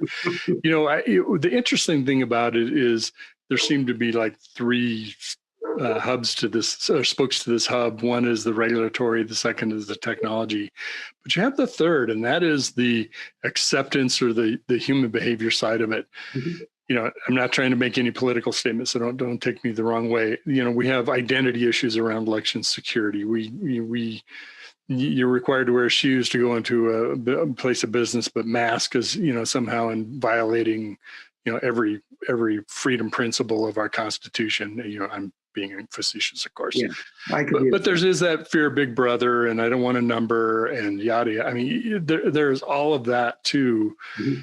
So getting, you mentioned overly complex technology solutions can be a real barrier for adoption. Just that acceptance am I willing to do that? I'm willing to give Facebook everything about my life, but I'm not willing to have an identity being managed by somebody else. This is who I am and verifies. It's sort of this oxymoron situation that makes no sense, but it is probably the most important thing of the whole process of it. Yeah, I think it comes down to what the benefits are. I really believe that. I'll just cite an example. A few years ago, we talked about healthcare. I was at the HIMSS conference, the big health IT conference in Orlando, and they rented out Universal Studios for an event, and we got to go into Harry Potter world and go on the Harry Potter rides, etc. And being in this industry, I was observant. In order to go on the Harry Potter ride, you need to secure your bags. You can't bring anything on, so they give you lockers. They don't give you keys. You must access the locker with your fingerprint.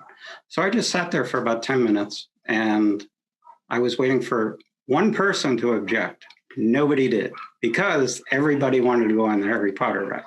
So I think that's really the way it is in the real world too. Is what is that benefit? And for me, my smartphone, I can log into my smartphone with my fingerprint. I don't use passwords anymore, and it's funny with the way the human brain works. I was telling my stepdaughter the other day, I used to know people's phone numbers very well. And because everything's stored in my mobile device, in my computer, I don't know phone numbers anymore. And I think the same is going to happen with passwords. I mean, one of the biggest problems with passwords is people reuse the same ones.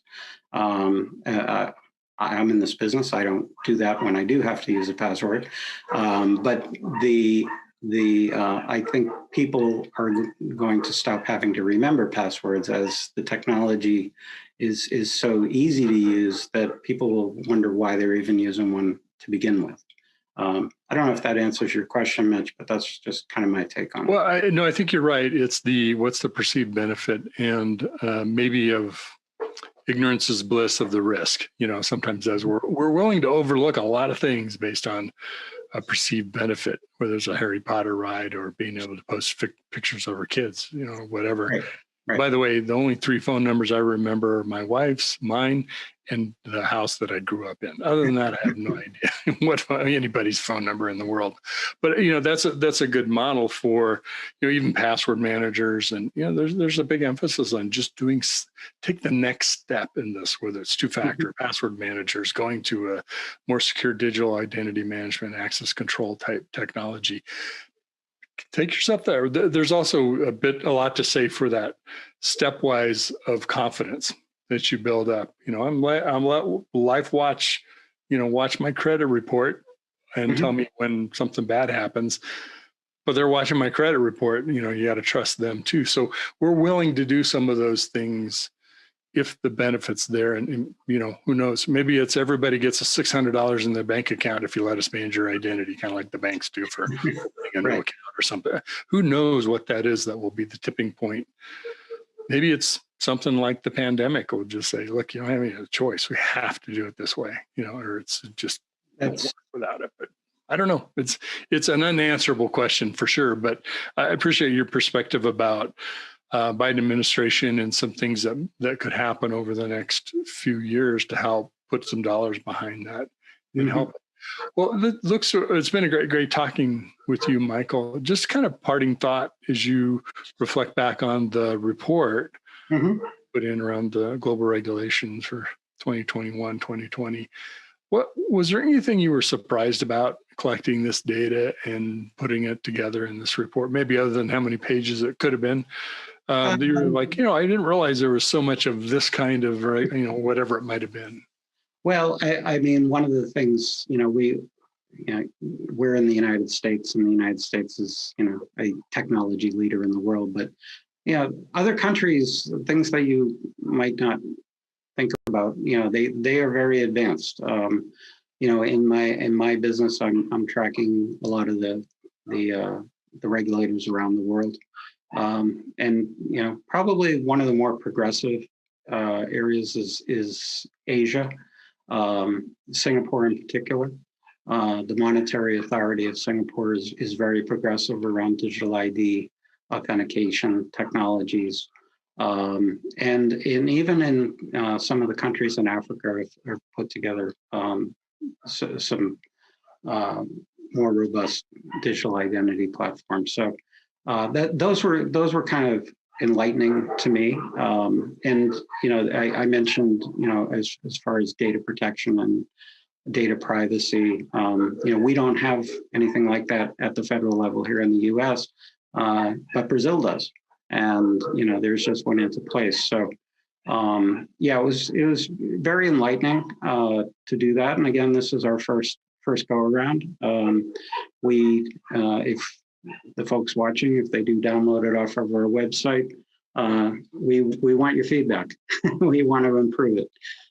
So feel free. Where can they get the report? It's on our website. It's at onespan.com. It's right on our homepage. You can download it, no charge.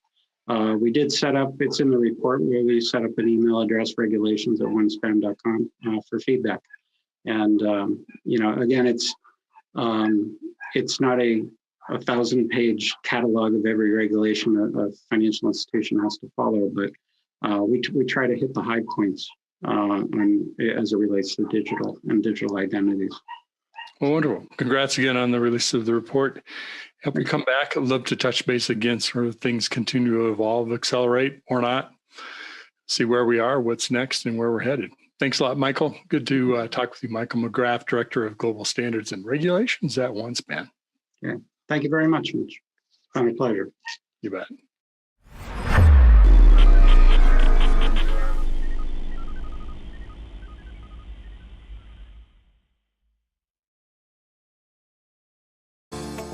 Disruption is occurring across every aspect of IT. Open source, cloud services, DevOps, and cloud-native software architectures are democratizing IT and radically transforming how business is done The old ways of creating software and doing IT are being replaced with agile, flexible, faster, and cheaper methods, benefiting vendors and users alike.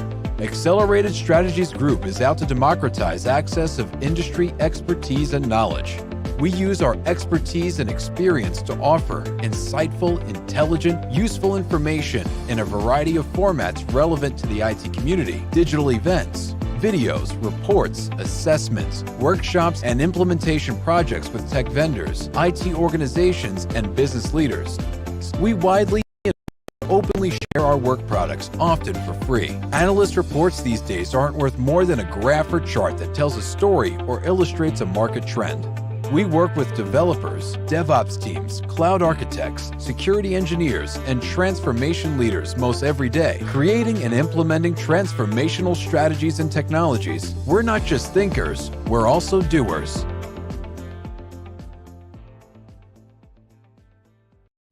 Hey guys, welcome back. This being Tuesday, we've got a 2 for Tuesday with Mike Vizard. First up, he has a great interview with Daniel Lizio-Katzen of Weaveworks. They talk about the rise of GitOps and what's driving that.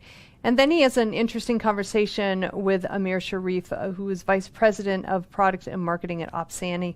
They talk a little bit about cloud costs, how DevOps teams of SaaS providers are faring during COVID-19 pandemic and the rise of applications therein. So give it a listen. This is Digital Anarchist. Hey guys, thanks for the throw. Here we are with Daniel Lizio-Katzen, who is from Weaveworks, and he is working on this GitOps working group, and they have put together a project that's going to help everybody figure out just what GitOps is and then maybe actually optimize some things around that. Daniel, welcome to the show. Thank you so much for having me. So walk us through what it is this working group's going to do. I know it has to do with the CNCF. So what did you guys decide to do, and why should people be watching this? Absolutely. So the term GitOps has really taken off over the past couple of years. And having been the firm that coined the term, we thought instead of having it become a little bit ambiguous, like maybe the term DevOps has become, we wanted to make sure that the term GitOps was principle driven. We were lucky enough to find some other partners in this effort. In fact, Amazon, CodeFresh, GitHub, Microsoft, and Weaveworks are all aligned around what GitOps should mean and how GitOps should work. And in fact, some core principles around GitOps. And so the foundation of that was the creation of the GitOps working group so that we could pull in all of the different companies that are working in the GitOps solution space, and it just seems to be growing every single day, and make sure that users had a common understanding of what GitOps meant and that solutions had really a reason to adhere to these key principles.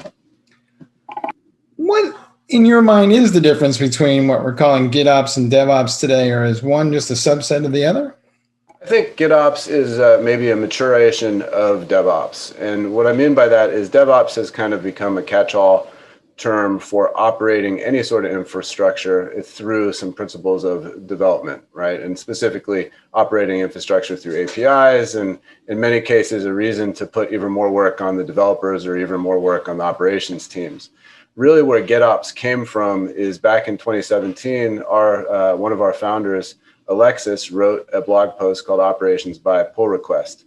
The idea being that now that we live in this API-driven world for infrastructure, there's no reason why we shouldn't operate infrastructure in the same way we've been operating and building software for many years. And that is not actually putting our hands on the running infrastructure, but submitting a pull request into a source code repository like Git, and actually having the change be pulled from Git out into the running infrastructure. And that's really the principle behind GitOps, is that instead of just operating infrastructure as code, we're going to operate infrastructure from a pull request, from a merge. Okay. So I would say, yes, it's definitely a subset or maturation of DevOps principles. And does that mean we're no longer going to be pushing code out and it's going to be more of a pull motion out of the platform from the repository? Is that kind of maybe the simplest way of thinking about this? It's just that if we have common APIs and capabilities on the platforms that the code is going to move to, that we can just start pulling things rather than pushing things? Because it feels like to me maybe the pushing isn't working so well. You're absolutely right. So one of the challenges with pushing code is that even in some more recent infrastructure as code management type solutions, what happens is the operators go into the running infrastructure and they make tweaks and make adjustments until they get the application code running in an ideal fashion. And most of the time, those operators get that final configuration checked back into the source code repository, but it doesn't happen all the time. And when you're starting to talk about infrastructure where you have thousands or tens of thousands of nodes, and I apologize for the background noise here, what can end up happening is that you end up with a few unicorn configurations. And so GitOps really keeps that from happening because the change starts in Git. And that's a material change. And that's something that you put your finger on. It really keeps those unicorn or snowflake clusters from developing in the first place. You guys have also created a certification around this. So what's involved in that? How do I get one and why do I need one? Absolutely. So we are actually rolling out what we call the GitOps certification program in January. And so a GitOps certified individual is someone who understands the principles of GitOps, understands how to put together a GitOps compliant CI/CD pipeline, and is also going to be able to do that using both open source tools and kind of a multi-cloud configuration, or specifically for each of the large hypercloud providers like AWS and Microsoft. So we'll be offering that as both a workshop with an assessment as well as a self-driven set of workshops. It's really a principle-led and hands-on certification. So the people that will be pursuing it will actually need to do the work and demonstrate proof of work to gain the certification. So you guys are working with the CNCF on this. So why did you choose to work with them and what's their role? Absolutely. So yes, we've proudly launched this as part of the Flux CD project, which is under the CNCF. Alexis, who is the co-founder and CEO, was actually the founding TOC founding chair of the TOC for the CNCF. So we have a long history working with the Cloud Native Computing Foundation. We've actually produced many different open source projects. And because of the collaboration that is inherent in the CNCF's model, we thought it was the best place to launch this GitOps program so that we really could get as much of the community on board as possible. All right. If somebody wants to participate in this program, what's your best advice to them about how to get started? Absolutely. Head over to github.com and in the Flux project, you'll see the GitOps working group. We'll be posting information about how to get involved, and we'll be having our first, let's say, working group session, which will be open to the public coming up in December. So more details around the times will be announced shortly. Great. Hey, Daniel, thanks for stopping by the show. Absolutely. Thanks for having me, Mike. All right, guys, back to you in the studio.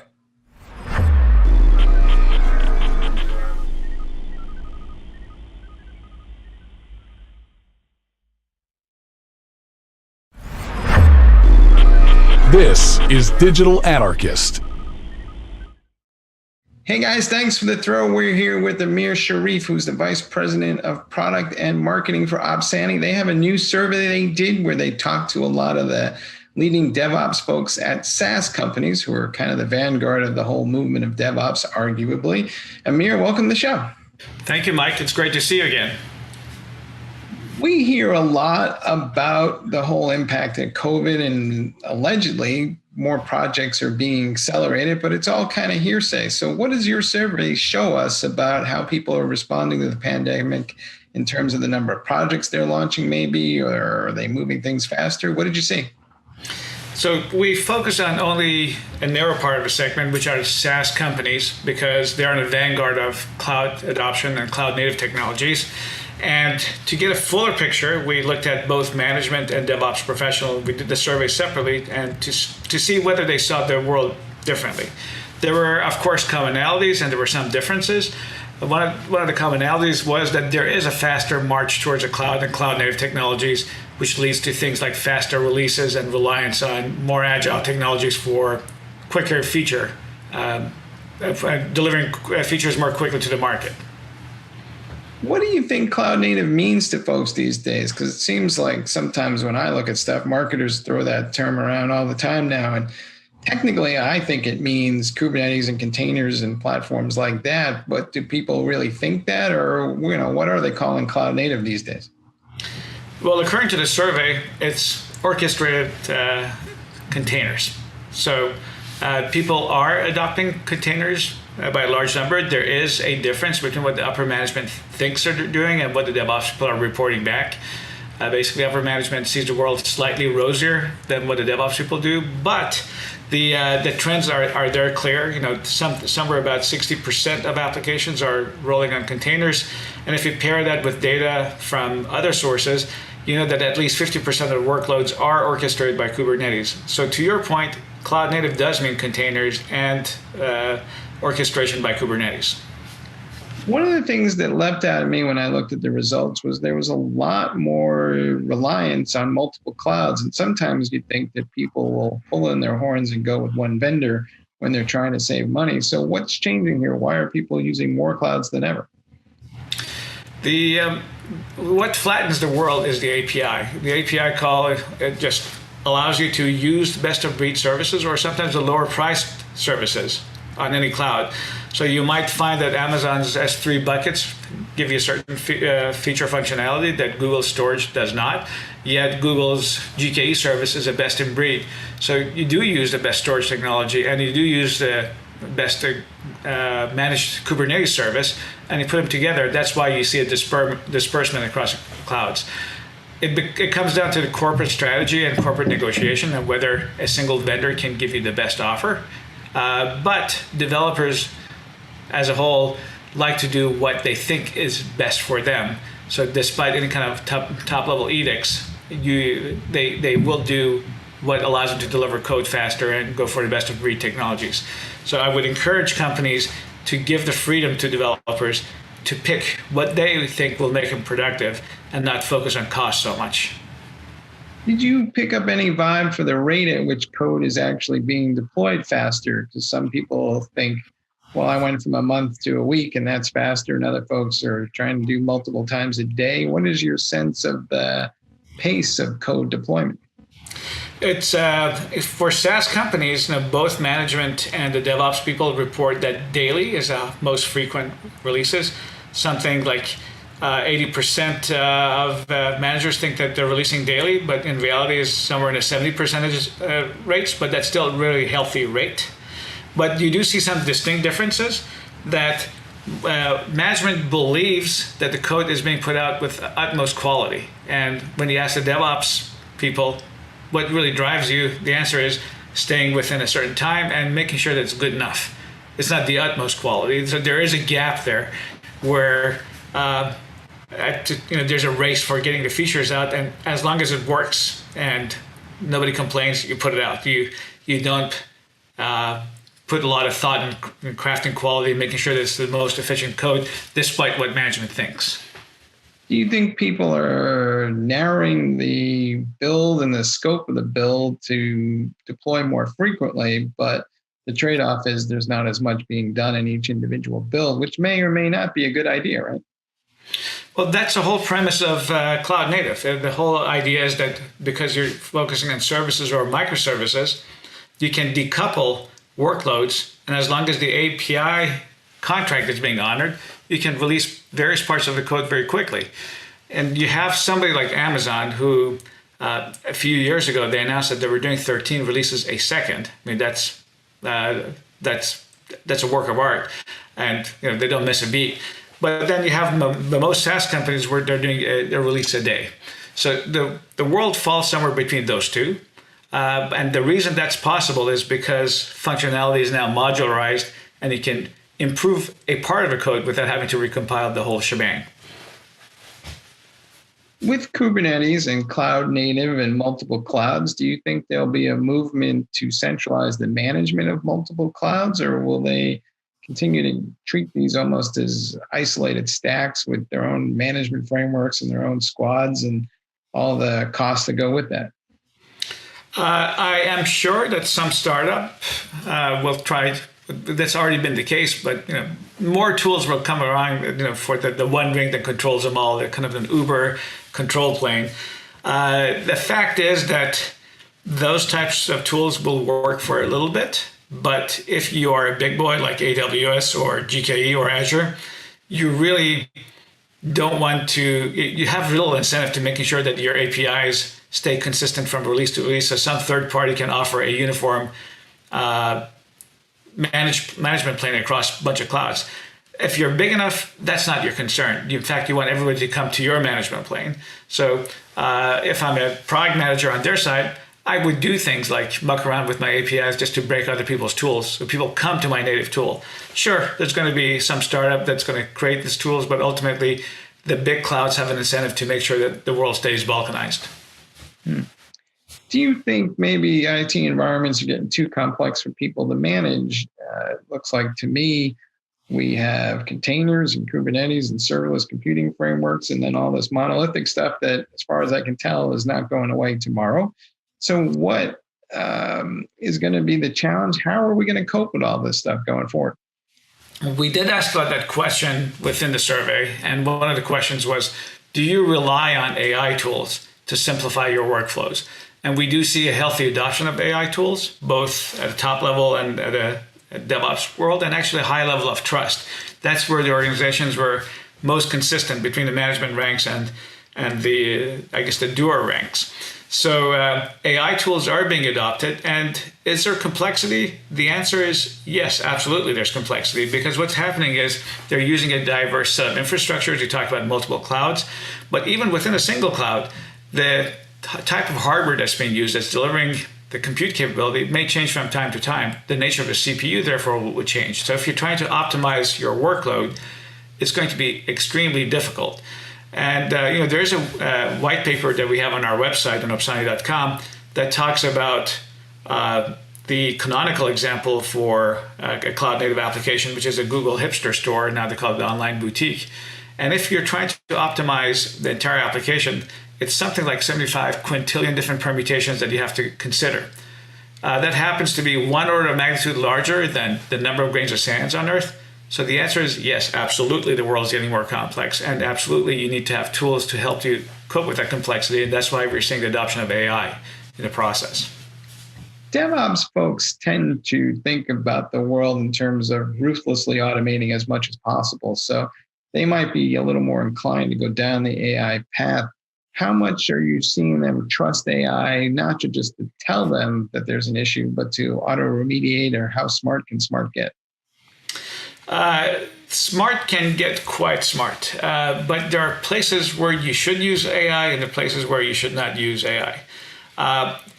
Luckily, where we're living, from the software that we're touching, typically doesn't affect lives. But in case your software does affect lives, in case you miss a beat, you don't want AI to be involved.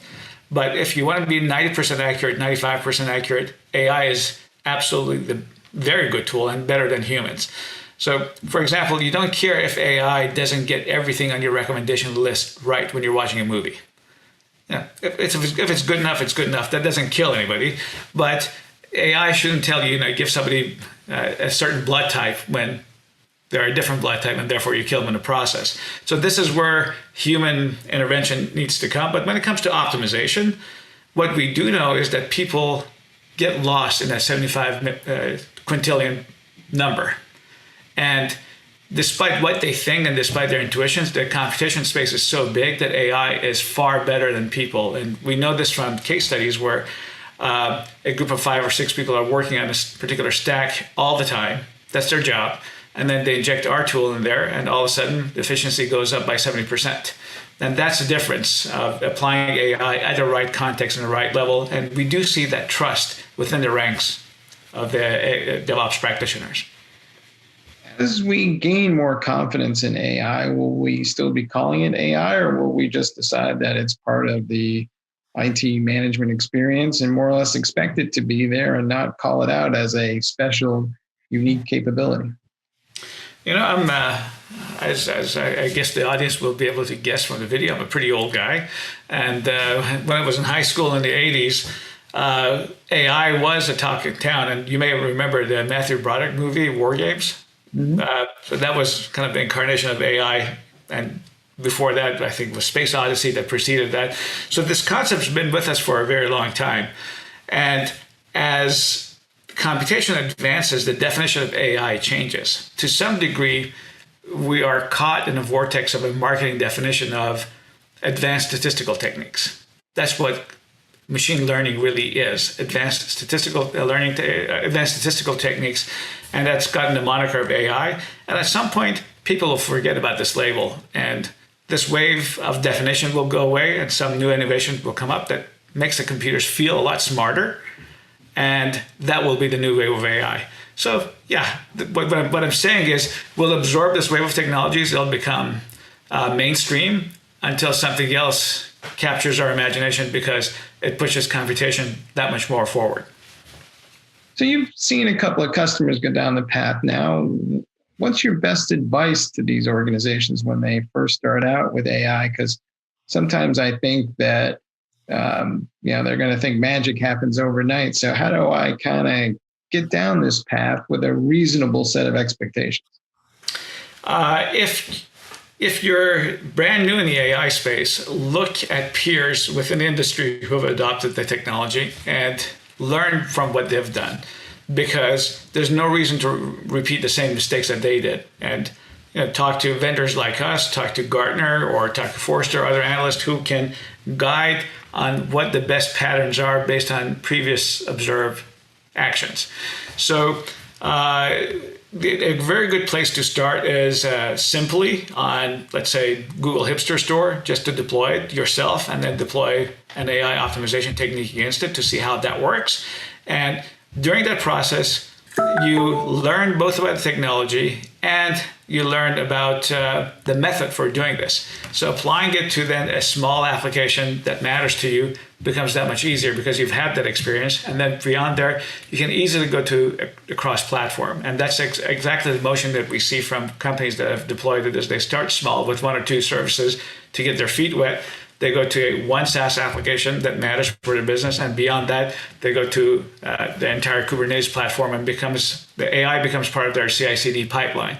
That as soon as a workload is put out, AI kicks in and does the optimization for them and recommends a configuration before the workload goes into production. And then in production, AI is all constantly monitoring the workload to make sure that it stays within the performance guidelines that it has to be. Personally, I'm not sure I'd want to go to work without some AI help these days, but we'll see how it goes. Amir, thanks for being on the show. Mike, thank you very much for having me. All right, back to you guys in the studio.